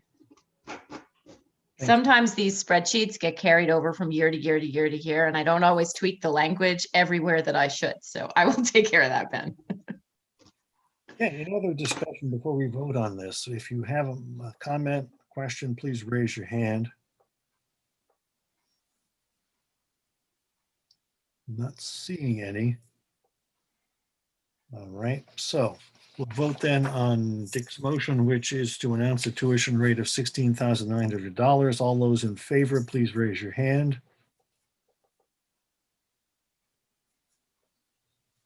Anybody opposed, please raise your hand. Anybody abstaining, raise your hand. That appears to pass unanimously. The idea of my announcing that is if you oppose or abstain, this is the time to correct me. Okay. The next item then is to finalize and approve the warning, which was mailed to you this afternoon. Herb, Yes. before the meeting, I made reference to it a moment ago. We revised the language, and I'd like to substitute the revision, and Celeste took down this precise language to change Article 9 to be a little clearer. So can Celeste read the Article 9? Yes, please. So here it is. Shall the voters authorize the school board to transfer from the general fund surplus existing on June 30th, 2021, an amount estimated to be $401,895 to the tax stabilization reserve fund, parentheses, the amount in excess of $764,601, end parentheses. And would someone care to move that we adopt the warning with that change? There was one other change that we talked about. Go ahead. And the other change is the location and time of the votes, which are subject to clerk certification. For example, Dorset intends to vote, I think, from 10 o'clock till 7 o'clock on March 3rd at the town office. So I think your suggestion was that what appears on page 2 under for the purpose of voting by Australian ballot and the locations on page 3 should be adjusted by the administration according to the wishes of the various town officials. Yes. I would also add to that, you're gonna, I have something to talk to you about when we talk about next meeting date, but I feel like I should make a comment now. It is likely that some of our towns are not going to be holding their town elections on March 2nd. I am in the process of very actively trying to understand if new legislation is passed next week that's anticipated to, that will lead to a chain of events impacting some, but probably not all of our towns in a variety of ways, creating a very, very complicated situation for us. So for the sake of I'll talk about that when we get to my recommendation that we schedule another meeting. But I think for the sake of what we just talked about as far as the detail around Dorset, I think it could likely extend to a number of other towns. So I think that passing it, as I think was stated earlier, contingent on, the accuracy of the date, time, and place of the town or of the vote. It's hard to even know how to phrase it because there's so much confusion over this and some very unprecedented challenges we're going to have as far as that detail goes. Londonderry is fully prepared to do it on the 3rd because we do it independent of the town meeting. I don't know about other towns, but they were intending to go ahead and have people show up. Right. It's just, there's a lot that I think that you as a board need to talk about, we ended up in, I've had a number of very intense conversations this afternoon with a variety of people on this because it's very complicated. If we choose to hold an election on a town different than a date different than our towns, there's incidental impact of that could be detrimental to our vote. If we choose to align with our towns and have different voting dates, that has other incidental long-term, short-term impacts. So we didn't put this on because I didn't have an understanding literally until today as to the magnitude of what we're talking about. But it's not on the agenda, but I do think you as a board need to have a discussion about the benefits and costs of making decisions, a decision on how and when you vote, and Jim? how we hold the election. Jim? I hadn't thought about all the complications, but it clearly is. Like in Dorset, I'm on the select board, and you know, for the town, we've made a decision. Hopefully others will, but if the legislature, you know, allows people to shift meetings until May or something, then we couldn't have a final vote. You know, we could have people voting in March and then people voting in May, and have to put them all together. That boy, Right. There's a lot. There's a lot. Melanie's next. Go ahead, Melanie. Wouldn't that also leave a number of vacant seats? There, as I said, there are many incidental impacts, and we need to have a conversation. And so I've actually already reached out to legal counsel about what I'm going to propose to you around a meeting date, because I'd like to have somebody join us for the discussion, so that as we are going through, because I'll come prepared to talk about at least what I've wrapped my head around being the challenges to help. We're going to have to make a very difficult decision, because all 9 of these towns, I've already spoken to clerks, and they're not going to be making the same decisions. Deb, and then John. I don't know if, John, maybe you remember, but I think our articles of agreement in the merger said that they'd all had to be on the same day.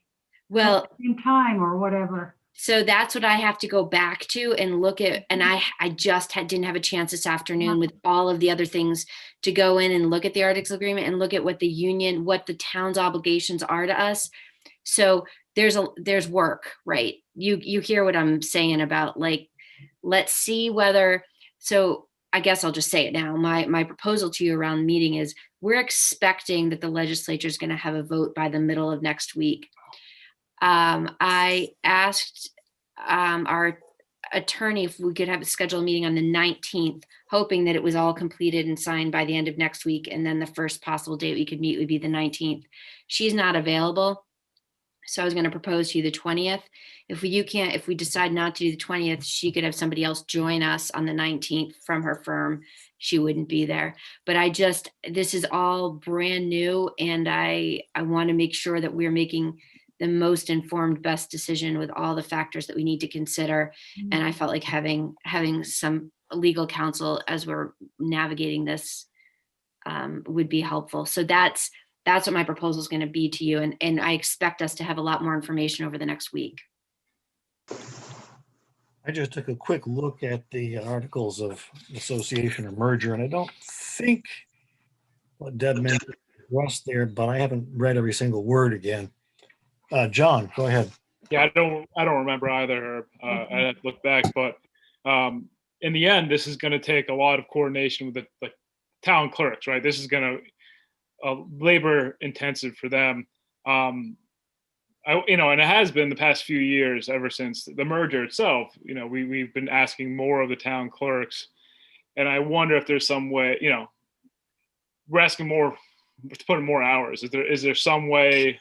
As a show of goodwill or whatever it may be, to whether it's an article to somehow give maybe a small stipend or some way to we're asking them to do more, right? And so should they be compensated with a small stipend from the district? It's just an idea, because I know it is super complicated and we couldn't offer much, but it might be a token of our gratitude at the very least. Jane? I think if I'm hearing Randy correctly, and just wondering for the sake of business, is it helpful for us to consider making a motion to accept the warning relative to the upcoming meeting and advisement or something to that effect, that so that we are able to get through this evening with, in a sense, having approved the warning, but acknowledging that it's relative to the impact of the upcoming advisement. I agree, Melanie, Jane. and then Dick, Melanie, and then Dick. Okay, sorry. I don't see why we wouldn't table it, since we know it's going to be different no matter what. It's not gonna, it doesn't sound like it's going to be the same. Can we get Article 9 as restated, a part of the proposed warning, and then before we vote on it? I agree with you, Melanie, as long as we're appropriate in terms of the timing of this. And it seems to me like the 19th of February gives us the time to do this. But I would love it if we could substitute the wording that Celeste read for Article 9, so that the next time we consider this,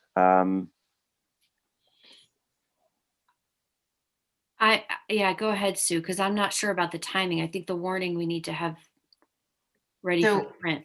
Yeah, I mean, I think you guys have to approve the warning. Yeah, I don't, too. but and I'm not comfortable with the change that was made to Article 9, so I can talk a little bit about that. I don't know if now is the right time, or if you want to read through the articles as we normally do, and we can talk about it when we get there. Well, why don't we go straight to 9 and then back up and go over the rest of them?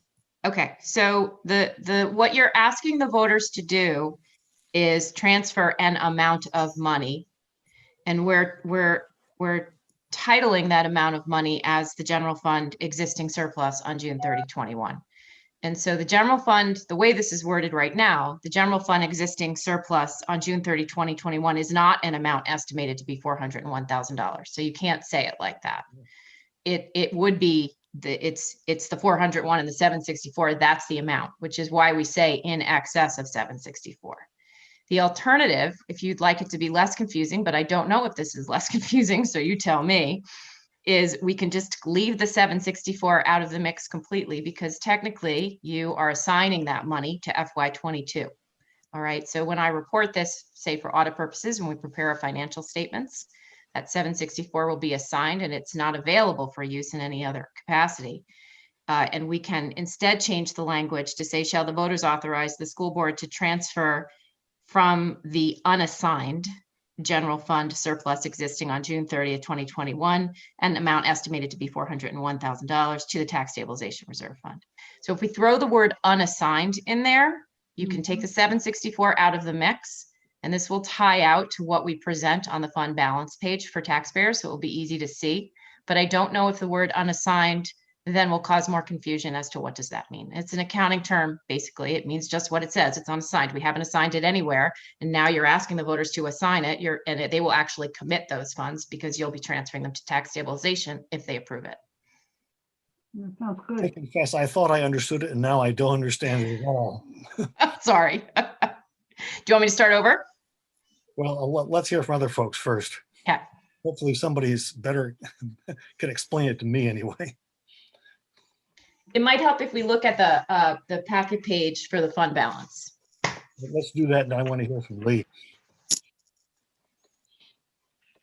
So that's packet page 14. And if you look at line 11, right now what it shows is an anticipated balance on June 30, 2021 of $1,166,000. And that's because we had a balance in FY20 of 764 on line 7. And then when all is said and done, we're estimating to add that 400 in to get to that 1,166,000. I'm sorry, what page? I'm sorry. Sorry, per packet page 14.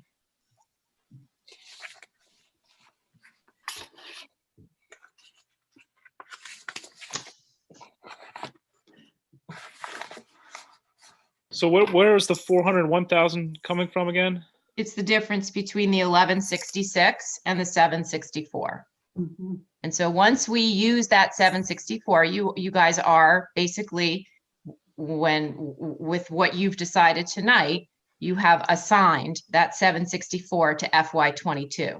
I'm setting it aside. We can't use it for anything else because you've assigned it to FY22. And it exists because it was our fund balance, our surplus at the end of FY20. So it exists. We're taking it, we're assigning it to FY22. But it is still part of, it's still a surplus. Right now, it's a surplus. And it's part of this total anticipated surplus at the end of FY21 because it's rolling up. So the only way to sort of remove it from that number is to assign it here. We'll do that in the fund balance page. And then you can use the word unassigned in order to be clear of what we're transferring at the end of FY21 in the article. Otherwise, I think you have to leave the language as is. Lee and then Jane, I guess. My only question, and I don't know the, accounting terminology.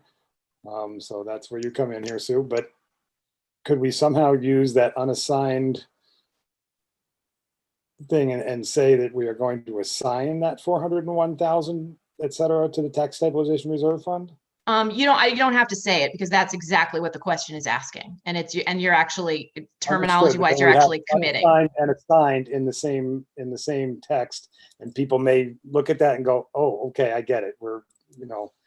I'm just thinking it might be clearer. I'm not sure. So shall the voters authorize the school board to transfer money means you are asking the voters to commit, that's the accounting term, to commit the money to the tax stabilization fund. We don't ever bother with throwing the accounting terms in here because all you're asking the voters to do is transfer the fund. In essence, when the voters approve setting aside money, that's a commitment. And that money is now committed to tax stabilization. And you guys can't use it for anything but that because the voters have said that's where they want the money to go. So you don't really need to do anything other than ask them to transfer. And if you did want to use further language, you would use the word commit. Melanie is next, maybe? Or no, I'm sorry, Jane, then Melanie. Not sure if this is typical, but I'm wondering if in this instance, like on Article 9, if you can even just in parentheses use a simple sentence that explains that. I think maybe that's what Lee was trying to get at, was translating. So for instance, in Article 8, if you look back for a moment, when I read Article 8, there's a last sentence there that kind of, elucidates, what that article is. And so I'm just wondering, could we use a sentence that also elucidates that transfer? I think that if we ask the attorney, they would say no. I think that that articles have to be briefly written. They can't have a whole bunch of if, ands, and becauses in them. That's not to say I'm not the determining factor on this, but I think I wouldn't say that we should do that without checking with Dina first, whether or not that would be appropriate. As far as the language in Article 8 goes, that is statutory language. So that is. I was saying 18. It was an 18, not 8. Oh, sorry. Excuse me. Right. It's an 8. Excuse me. Yeah, so that's statutory language. That's required. The language is verbatim from statute. Okay. Thank you. Melanie, then Dick. I guess the way I feel about it is, unless you think it helps as a qualifier, I don't see why we keep it in there. I think it does make it more confusing if we can just drop the amount in excess of, as long as the numbers add up and it's clear to be able to point to it if people ask. I would say drop it.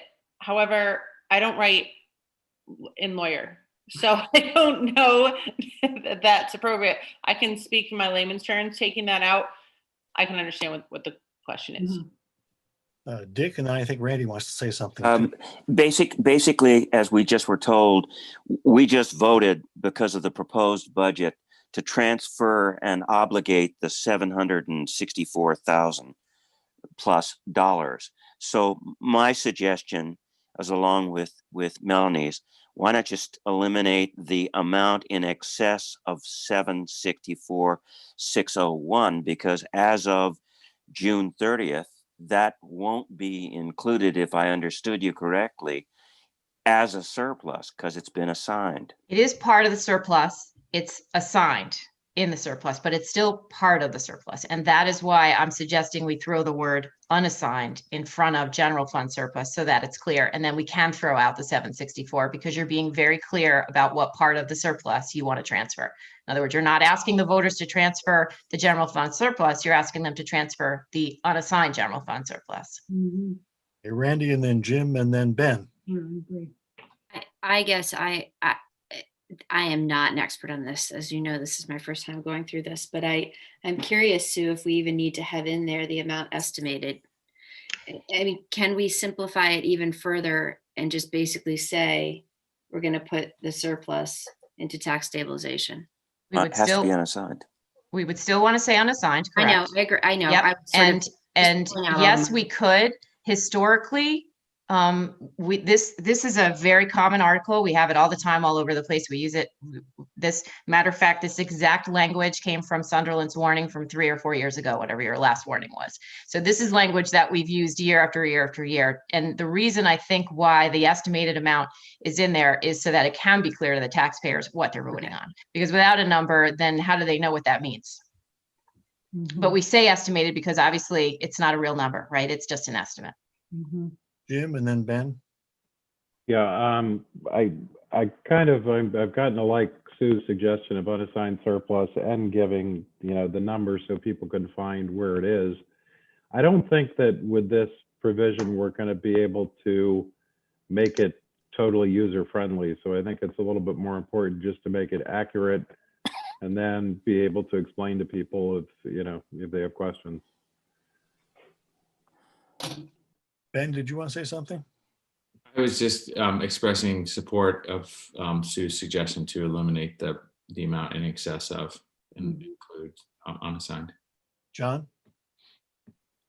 Yeah, I don't know. I don't know if we're allowed to do this, but would it help to have like a clause beforehand saying wherein the anticipated, fiscal year 2021's anticipated surplus is the 11166. I don't know if it clarifies for me once I could see those three numbers together, but I don't want to overcomplicate it. I'll defer to your expertise on this, Sue, but I was wondering if we had that initial clause that shows that what the anticipated balance was, a wherein clause, then into shall, but I might be punching above my weight as far as, since I'm not a lawyer, so. I move that we change Article 9 to read as follows. Shall the voters authorize the school board to transfer from the unassigned general fund surplus existing on June 30th, 2021, an amount estimated to be $401,895 to the Tax Stabilization Reserve Fund. I'll make one adjustment to that, Dick. Go ahead. We can take out the word from because Okay. we're no longer taking a piece of the general fund. We're taking the entire unassigned. So you could just say transfer the unassigned general fund surplus. That's fine. I accept that as a friendly amendment. And so. Second that. Seconded by Second. Deb, I think. Okay. All right. Mhm. And all we're voting on here is just to change to Article 9. Any more discussion on Article 9? Mhm. Going once, going twice. All right. All those in favor of Dick's motion, please raise your hand. Anybody opposed, please raise your hand.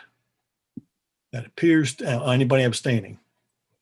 That appears to be unanimous then. Thank you. I would like to move that the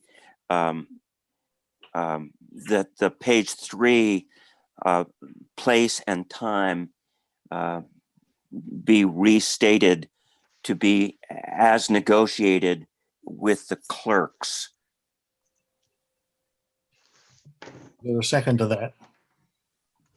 And the reason I say as negotiated with the clerks is all of the clerks at that particular point will have been in touch with the legislature. And by that point, on the 19th or 20th of January, we don't have to republish the thing.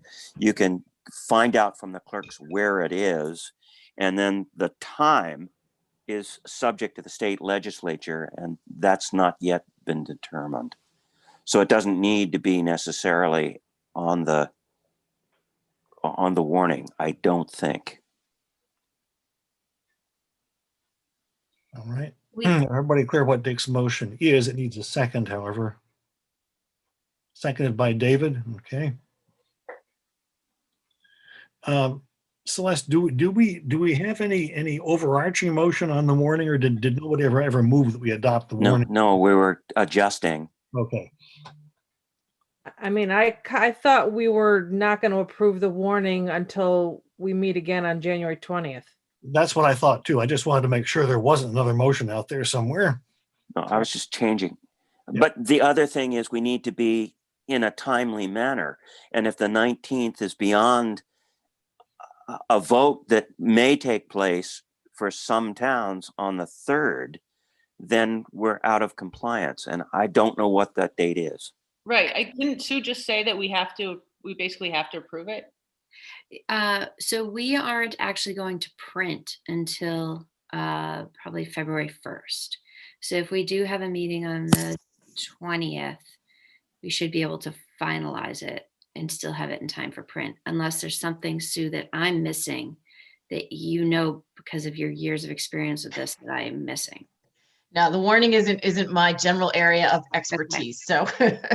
Okay, so I think we're okay if we want to wait and see where we are in about 2 weeks, and then finalize it then. Because Right. apparently nobody knows offhand whether there's a state statute that requires us to adopt a warning before the time when we would actually need to get it to press. Is that right? I can't imagine that would be the case. We just need to get it warned in time, right? That's the whole point of this, is it needs to be warned in the right time frame. So as long as you can do that by having a meeting in a couple of weeks, you should be fine. Then I'm prepared to table the whole thing and move to table this discussion until January 19th or 20th. So do you want to just withdraw your motion? Yes. Okay. I have a question. Now go ahead, Jane, but first I think Jim had his hand up. Okay. No, I guess Jim doesn't want to say anything. Yeah, I think that the warning needs to be up by the 25th. That's what I was actually going to say.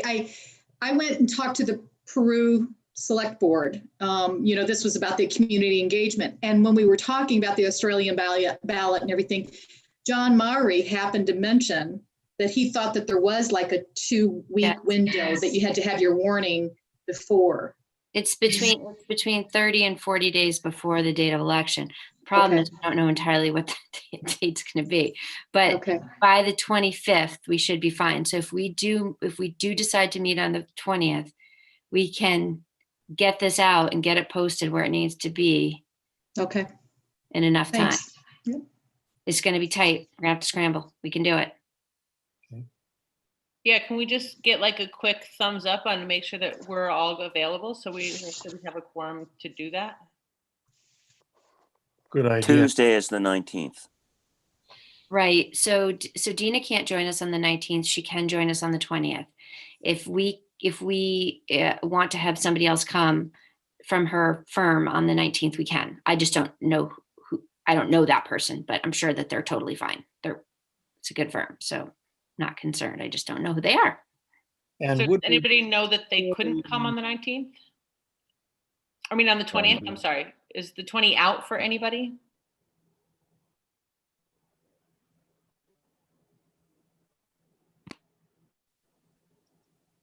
Okay, so we want to schedule it for the 20th, the next meeting? Like none of us knows that the 20th is out for us anyway. So we should be able to muster a quorum, especially it'll probably be a short meeting. But in order to keep that meeting short, well, can we discuss right now a little bit of the pros and cons about whether we even want to have the vote postponed? It strikes me that one of the cons is that if a budget were to be defeated and we're not meeting until May, then I don't think we have time to have another vote, do we? Well, you wouldn't have a tax rate. at the time we want to have a tax rate. You wouldn't have a tax rate until the vote passes. That throws us into the default position where I think we get Right. about like 75% of the previous year's budget or something. 87, 80. Melanie, go ahead.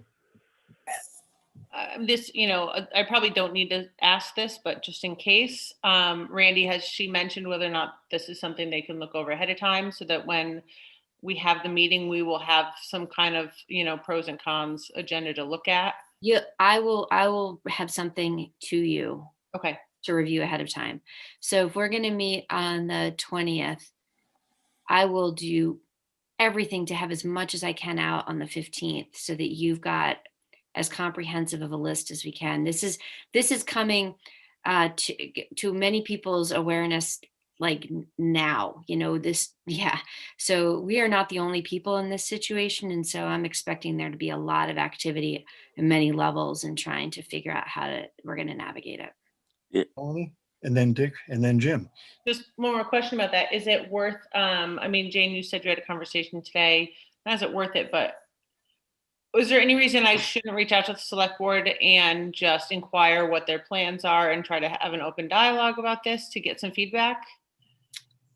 Or if they considered. Yeah, I don't think that there's harm in doing that. I've had a number of conversations with town clerks. I know select boards are meeting right now. I don't think there's harm, but it is confusing, and you'll figure that out as you start to think more about this whole thing.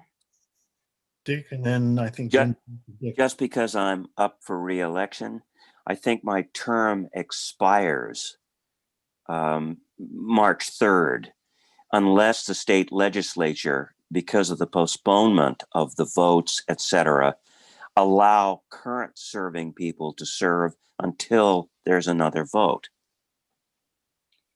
Yeah, I don't know. It's a great point, Dick, because there are, as you know, we've got 19 seats.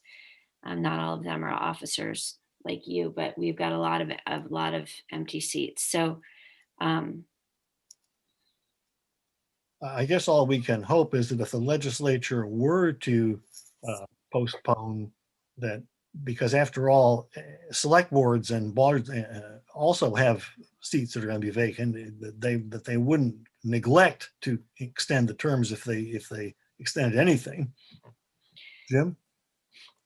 I just was curious whether we've heard that any towns in our group are considering pushing out or or seriously considering that. They you are. Heard of any? Yes. They are? Yes. And I have Celeste working on scheduling a meeting between me and all of the town clerks. So I'm hoping that we can get that meeting scheduled as soon as possible. But yes, there are. I talked to a town clerk today who was very clear with me that they're thinking about postponing, and they're not the only ones. And that they're happy. Dorset already decided to stick with March 3rd anyway, as an FYI. I'm hoping most people do, because I think that that's the best case scenario for us.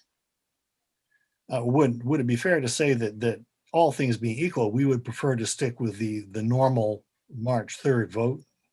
Yeah, I think that ultimately when we look at things, I think the confusion is going to be, if a town is saying we're postponing our town meeting and not understanding the separation between the school district election still happening, it can be confusing. And so in those, if there's only one town or two towns, then we can probably work really closely with those town clerks and with select board and do everything we can to communicate. I just don't want people to not understand and not know that they should come vote. And then, we end up with an inequitable experience for our taxpayers. Well, it would also be really weird that, let's say, of the 9 towns, 7 decide to go ahead and have their meetings on the 3rd, and then 2 decide to have their meetings in May. We might not know until May who had been elected to fill the vacant. Right. And that's what Dick's point was. And those seats are now empty and there was a gap. It's very complicated. So I will have a whole lot more information for you when we meet. And maybe some of this will sort itself out in the next couple of weeks as people understand all of the complexity of postponing, which I'm not sure people really have thought through enough. So fingers crossed. Okay, so we've done one thing regarding the warning, which was to change the language of Article 9. Does anybody else have any other actions they want to take regarding the warning? I made a motion to table, which is a preemptive motion, which doesn't involve discussion, but, you know. I don't think there was anything to table, though. Nobody moved the warning in the first place.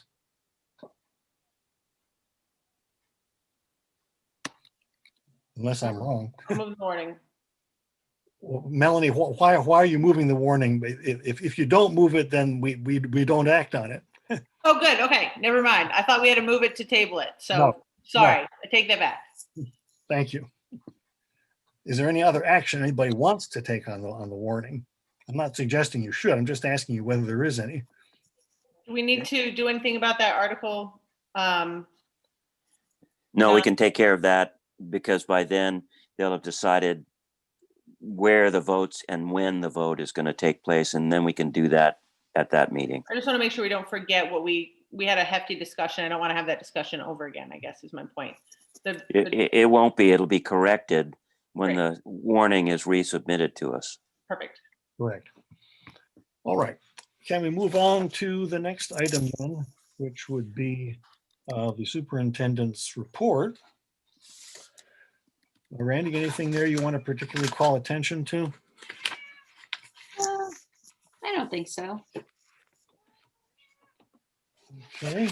Anybody have any questions for the superintendent? Lee. I just, I'm going through this myself, so I didn't know if it's within the board's purview but what's going on with coronavirus vaccines for the teachers? You're in group 1B according to the CDC, so you're next. Not according to the state of Vermont. Not according to Dr. Levine. So. Really? Okay. Yep. So that's as of last week that educators are not going to be a priority group. The state's going to approach vaccine by age. And so we'll see if that changes. Good question. Ben and then Jim. Yeah, I guess, Randy, I mean, I'm just curious. I mean, we delayed opening in a really thoughtful way after the holidays. And, just hearing, I listened to the governor's press conference today, and it was sort of we need to be careful because we don't know what's going to happen. So, it's too early to tell sort of narrative. But we do know that the new variant was detected in Saratoga yesterday. And Saratoga is not very far away from us. And the southern counties in Vermont are the areas that are seeing the greatest increases in cases right now in the state. And I'm just curious if there's anything that we need to be informed of as a board, or anything we can be supportive of, or just thinking about potential changes and plans in the coming weeks if we're to see a large surge in our area. Yeah, I'm poised at every minute to respond to what comes our way, and that's it. I have to be ready because anything at any point for the last 4 months could have happened. I'll be sending communication out probably on Thursday, for sure by Friday, reminding everybody about the governor's order. And if you're sick, if you have been around anybody, if you've done anything please don't come into our schools. It's going to come down to people being honest and being responsible and engaging in the practices that all of us are tired of engaging in, but need to be more vigilant than we ever have before. So, there's not a lot I can do except continue to respond to whatever conditions we have. Has there been any shift in or any conversation going on about shifting in terms of safety, protocols, in terms of spacing and numbers in spaces and that sort of thing with this new variant? And the information I've heard is that it's estimated to be up to 70% more transmissible, Yeah. but not necessarily. But I haven't heard more detail about how that then translates to thinking about concentrations of people and proximity, and whether that changes any of our numbers. I know there was nothing reported in the governor's, coming out from the governor, but I didn't know if there was any conversation. Yeah. And we haven't heard, we have received no updated guidance. Please, excuse me, just a minute, please. Dick, could you mind taking over for a moment? I have to plug in my computer or you're going to lose me. Okay. Yeah, so we've heard no ahead, updated Randy. information. Our guidance hasn't changed. And so for now, we're just going to wait until we hear something. Department of Health, I know, is keeping an eye on things, and I would expect that if there's any changes to what we need to do, we'll hear about it. Jane?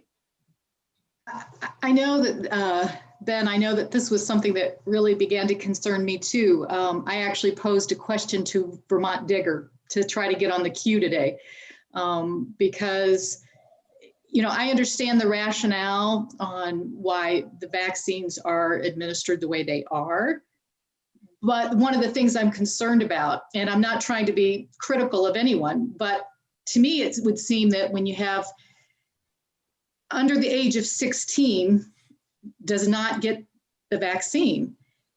So what that says to me, along with this new variant, is, and yet you're dealing with persons that are identified as asymptomatic super spreaders. My question was, is there a plan being discussed among like the Department of Education, even nationwide, about looking alternatively about the delivery of education? Like, i.e., are they going to start talking about the need possibly for looking at educational pods? I'm concerned because I begin to wonder how schools and even households can begin to remain safe. Even though we've got the vaccination going on, we're still saying super spreaders go to school unvaccinated. So I'm concerned about that. Back. Anybody else want to comment about this or question? I guess just one other point, and Randy, thinking about your communications with families, the one thing that I did hear emphasized repeatedly from the governor today was, and from Dr. Levine, was to urge people to get tested. Yeah. And that may be something to encourage our families to do this week in advance of coming back to school. Just knowing that, if this variant is in our community and it's spreading and we have asymptomatic spread happening, the only way we're going to know about it is if people get tested. So it's sort of I know it's definitely nothing we can mandate, but it's something we can suggest, and the state is suggesting. And if we're bringing all these kids back together into buildings next week, could really make a substantial difference if we're able to detect any cases. Mm-hmm. I'm wondering whether Sam or Lexi have any suggestions about the kind of language that the superintendent ought to use in talking to families about this. In the meantime, Jane, did you have your hand up again? No. Melanie.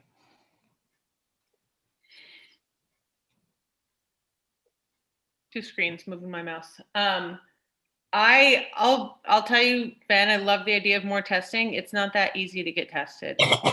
I've had to call a couple of times, and it's basically a wait until we tell you that we think you need to be tested, and then maybe we'll figure out a way to get you in. So it's been discouraging. So while I wish that was the case, if we could figure out a way to make testing more available to families, I think we'd have a win. I just don't think I think it's got to be, the messaging has really got to be like, please follow protocol. I mean, all of it, right? The messaging's got to be all of it, but testing's frustrating. I'll be honest. Lexi, So if testing is a problem right now, is there a way to send out the surveys that we normally do for school days a week in advance? And that way that would give a reasonable suspicion to get tested. Maybe that would make it easier. So if we're seeing a family where, you know, 2 students that go to our surrounding schools have symptoms, that would give enough suspicion for them to get tested, right? That's what normally would happen. I know that's how it works at BBA, that if you're continuously showing symptoms, if you're showing more than 2, then you're supposed to go to your doctor, and your doctor is supposed to administer whether or not you get a test. So I don't know if we could do that a week in advance, send out the survey that BRSU normally does. Is there a way to get that online like BBA does? So we don't have an online system, but when you're, I think your point, if I'm thinking about what you're saying, is reminding people in our communication of what those questions are. And if you are exhibiting any of these symptoms now, please be sure that you contacted your doctor and following medical advice. Yeah, definitely. This is a question based in ignorance. Are there other things that at least some providers want to know about your circumstances before they'll decide whether they would let you have a test? For example, I think Lexi mentioned other family members or people you've been in contact with would be a factor. You can just sign up for a test. You don't Yep. have to get a doctor's referral, and it just depends on what's available. And they are pushing testing in southern Vermont right now, so it may be like literally within this last week that there's a lot more testing available. I had two of my kids had to get tested a week ago, and they were trying to do it over the holidays, and it was a real pain. But there's now more stuff opened up. I think because of what's going on in New York and southern, and the surge in Bennington, and the other towns that are listed, that got listed today, are Stratton, Dover. Like these are the towns that have new spikes. So it's all right here. Right. And I, I'll say to you what I've said since the beginning, which is that if we find that we, so far when we've had positive cases in our schools, we've taken action quickly and closed things down. If at any point it looks as if we've got multiple cases, I will act on it. I don't want to. I won't be cautious and conservative. I'll be more. Well, maybe I'll be more conservative. I'll close it and give us time to get our head wrapped around what's actually going on before reopening. And I think that, that is a huge part of my responsibility, is to make those decisions. And I'm saying to you, I'm not going to be, it's funny, I'm thinking the words just aren't matching up. I will act assertively and quickly if we have multiple cases. If we have one case, I'll continue to act the way that we have. And so far we haven't had spread in schools. To your point, it will be probably a game changer across public education, across schools in general, if this new variant is spreading in a way that the original virus didn't. Because if it's happening in a way we haven't seen, then we'll have to rethink things. Lexi, did you want to say something? Yeah, I had a quick question about families immediately going back to school. I know at BBA, I know a lot of kids that families are opting to go online school for the first 2 to 3 weeks just to see what COVID cases are rising. Is that an option at the Taconic and Green schools to off-put going back? Yeah, they can delay coming back. At this point, the next kind of onboarding time is after February vacation. Got it. That's worked out fairly well for us just organizationally to have to give people like 6-8 weeks, and then they can choose to keep coming back. Okay. Jane. You know, I think, Randy, you're being as prudent as one can be. The concern I have is more around right now at this point with the nature of the virus and the fact that although testing, again, is one of those prudent things, it is a retroactive, you know, intervention, you know, in that, you know, you're basing future guidance on past, you know, past, you know, the fact that something has, an incident has already occurred, you know, and so again, my concern is just that I feel like whenever I hear that the variant is 70% more, and I can tell you that it's already believed that it has mutated several times. And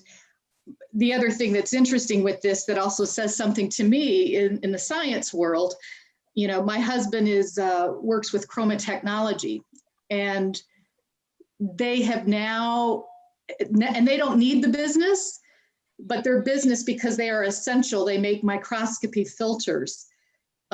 They are using these for contact tracing. Their business now is 25% dedicated right now. That this is all that they're doing, 25% of the business. And so this is a very large, I'm just saying that there's things that are going on in the science world. And I feel like with the disease, that I think people understand that the numbers and the response is potentially much bigger, I think, than what we have imagined. And anyway, I could go on, but I'm just concerned that I hope that I think that more discussion at a larger scale about the delivery of education, not only right now, but to consider for potential future things, because we do know that in the last 2 decades, it's been talked about viruses mutating. And I think we're seeing the results of that. And so I do believe we're going to get through COVID, but what's behind it?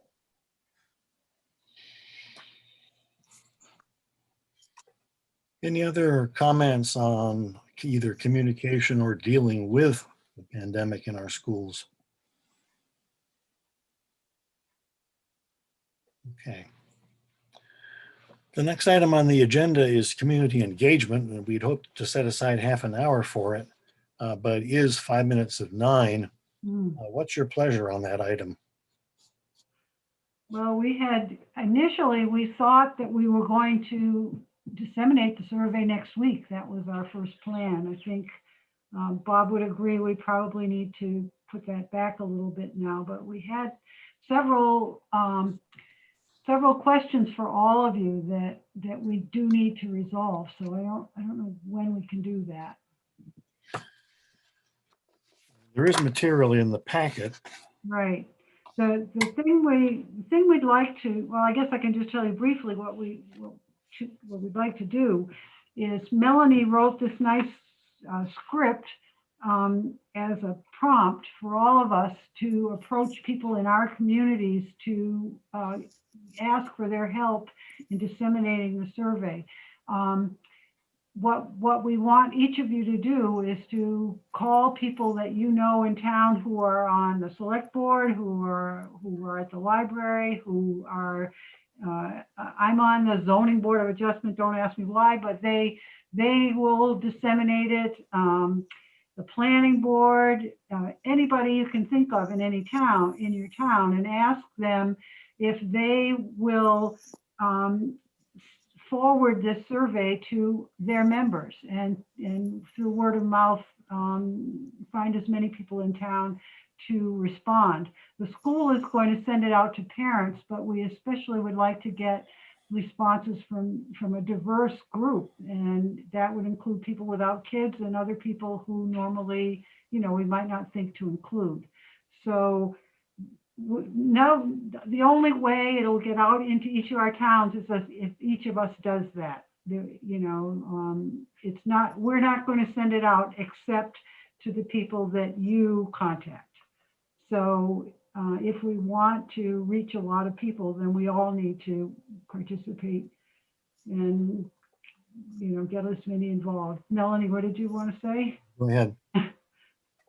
No, just to add to it, I mean, well, first, credit where credit's due. That first half of the letter came right from John Wilson stuff that he had put together earlier.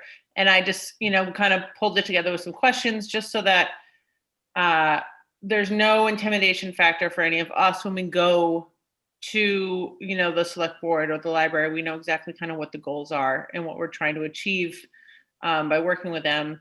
But, I don't, it almost feels weird to even talk about it tonight just because it's so late. And after a COVID conversation, nothing sounds really exciting anymore. No. So, but there were some other questions on there that we do really need to kind of hash out, specifically about the information we want to get from the survey, right? So we know that the schools are going to get it. We want to get it out to other people, and we are interested in a conversation with the rest of the board as to, do we want to really pull apart the responses we get? Do we want people to self-identify or potentially self-identify as, non-parents, business owners, educators? We think that there might be some value in understanding who's responding in what way. But we think that's a broader discussion. So if that's a discussion, it's a discussion we'd like to have before we send it out, so that when the survey goes out, it's complete with the appropriate questions, so that we can really parse it when we get it. Right. So for example, we said, check if you're a parent. Well, I'm a parent, but, is my response, do we really want parents from our schools? I'm also, I've been an educator, I could check lots of those boxes, but I think we may want to sort it differently. Would you want to give folks the option of not checking any, but still responding to the first two questions? Right. Absolutely. Yeah. Or maybe we just want to say, are you, a T&G parent, and that's the only thing? I mean, does it matter about the rest of them or not? I mean, we care what our parents think, but do we put everybody else in one box? Dick and then Melanie. I think it's important that we have a good sense of just how far out into the community and what stakeholders we've actually gotten to begin to engage in this conversation. I think you can clarify what you are by defining it, your primary identification. And when it says parent, I would say parent of a current student. And if I went business is clear, community member is also fairly clear, and recent high school graduate, I don't think that gets you much into the community. Right. Well, we can, because it's late, we can, if you have more that advice you'd like to give us, we can, as a committee, sort of work that question over. Can we defer the publishing of this thing until after the meeting on the 20th? Hopefully the 20th will be a relatively quick meeting, and we can sort of get to the final resolution and then get the survey ready to go and get it out. Well, yes, but the thing, that's a good idea. The thing we all need to do before that, though, is reach out in our communities to the select boards, the libraries, the planning boards, whoever you can think of, because when we get ready to send out the survey on that day, you will send the email to the chair of the select board and say, please send this to your members today.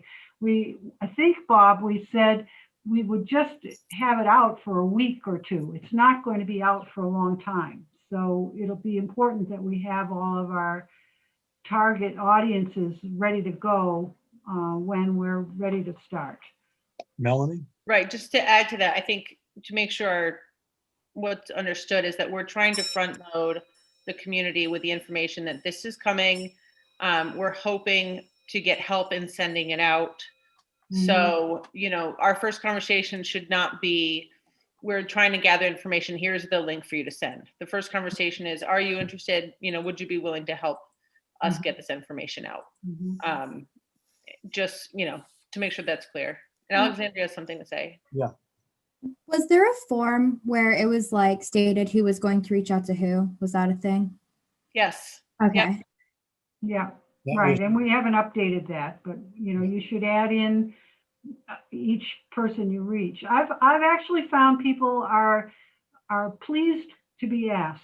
I mean, I also make a point of telling them it's only 2 questions and it's anonymous and all that. So it's not a big time commitment, but they're happy to be asked. But we all have to ask. We all have to, you know, get out there and talk to everybody we know. And you're saying you should be Yeah. able to begin asking now, even before the form is ready, right? Oh, yeah, yeah. I mean, because we're not ready to send it out. I'm just saying, well, would you help us when we're ready? And, you know, I'll let you know when the time is. And then they have a chance at their meetings to discuss it, or their boards or whatever. We also decided at one point we were going to send it out to all our partners in pre-K and other schools, Maple Street and all that. And then we decided that we wouldn't do that because many of the people on their email lists are not our constituents. You know, they don't live in the town. But that doesn't mean that I can't send it to someone that I know at the little school and ask her, you know, could she please send it to her friends who happen to live in Weston. Yeah, so we're just hoping to find as many avenues as we can to get a good representation, and also to just give as many people a chance to tell us what they want. David. I just want to say quickly that I think this is a good format, and I appreciate the work that's been put in, and you've asked us questions, and I don't know if you want us to respond to you individually, but I think that it sounds, most of us are willing to say yes, yes, and then name the people who we'll reach out to. And then I think that answers your questions. Right. And you can, this is right, Bob, you can go to that form. I guess we should put it out again, and fill in, you know, the person you've contacted, and be sure to get their email. So when the time is for you to send, you know, to forward the survey to them, you have an email that you can send it to them and ask them to forward it on. But if we have a list of, and I think the libraries are probably I don't know, I talked to our librarian, they have a regular newsletter. She said she's happy to put it in her newsletter. That would reach a lot of people who don't, you know, in the community. So it's all those groups that we need to reach.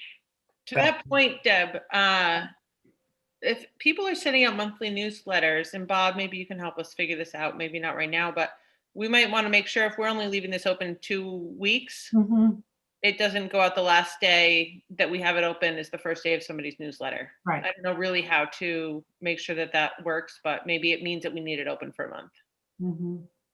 Just a side note. Yeah, Bob. Yeah, yeah, and that's possible, Melanie. We can slide that to meet that demand. The only thing that I just want to raise here is it's not a big issue at all. Is we want to coordinate the triggering the survey with some kind of a launch with the local media, and we've been working with the Manchester Journal. We can slide that. We were initially going to be doing it probably next weekend. But I can check with Darren. We can slide that if we have to a week or two. And and Randy's already working on that with me. So, you know, that's moving along. And GNAT and Vermont Journal, you know, all those places. Well, Yes. maybe as a committee, we should meet pretty soon and iron out what we need to iron out. And then do you think we can wait until the 20th to decide when to launch, or is that too long, too far to wait? Is that a question for the whole board? No, or for Bob? I mean, I would ask the whole board, if you guys feel comfortable with what we're doing and letting us decide, then I don't even know that we need to, do you want us to bring it back to the board on the 20th, or do you want us to just make a plan knowing that everybody's taken a look at it? It sounds like all you're thinking of changing are a few minor things. Most of Mhm. us, I think, would be comfortable with that. Am I right? Right. And then asking you all to assemble the list. Right, which could be through email and won't need meeting approval and any of that kind of stuff. Is that So okay? we'll reshare that form with that spreadsheet with you. So I just made a note that we'll make sure to get that out to you again. So and the thing, I don't know if we were clear about it the first time. The thing we're going to do with this information later is pull it together and craft our global ends policy, which will guide our work. So we're hoping that people, well, we expect that people will give us ideas that they will see reflected in our global policy. Thank you very much. Anything else on that topic for tonight? Next on the agenda is legislative and regulatory action. We've already discussed some legislative action. Does anybody have anything else they want to bring up, announce, criticize, philosophize on? See nothing. Future agenda items, anybody have anything they want to make sure pops up for a future meeting other than what we've already discussed? Dick? Before the February 2nd meeting, Herb and the rest of us, Melanie and Jane and Deb, we got to get together and resolve the remaining few issues so that at that meeting on the 2nd, we can come back to the board and get a resolution. Right. Right. You're talking about the policy committee there, yeah. Yeah. Yeah. We also talked, and maybe we could do that through the policy committee. We talked about getting on to reviewing our policy governance board policies, or setting a plan for how to execute that. And we talked about doing that in February, but yeah. Right. I'll throw in one thing. I heard from a constituent a concern that our inputs, well, the information that we're being asked to use to determine whether the superintendent is following whatever policies we adopt, shouldn't come only through the superintendent. I don't know whether that's something that we as a board should discuss, or whether the policy committee should take a first whack at whether that's a legitimate concern. But since a constituent brought up, I have to relay it to you folks. Is the issue when if I draft up a monitoring process, then it's coming from me versus coming from you? I don't think it was so much that as whether anybody, whether it's you, Randy, or anybody who's in charge of an organization, should be the sole source of the information that the board uses to determine whether that person is following the policy. that might actually come up as we review the policies that are ours, because that is our responsibility to review the superintendent. So we can, at that time, talk about how we do that. Okay. That's all I needed to say about it. All right. Any other future agenda items? And looks like the public that was on by phone has disappeared. Celeste? That may have been a newspaper person.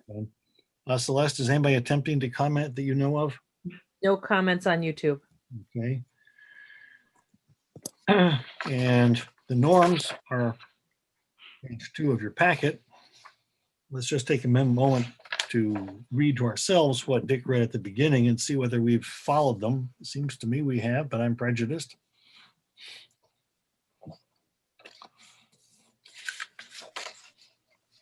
We took a little longer, but I think that was time well spent on the budget especially. All right, so our next meeting is 6:30 p.m., right, on the 20th? Yes, that's what I was going to propose.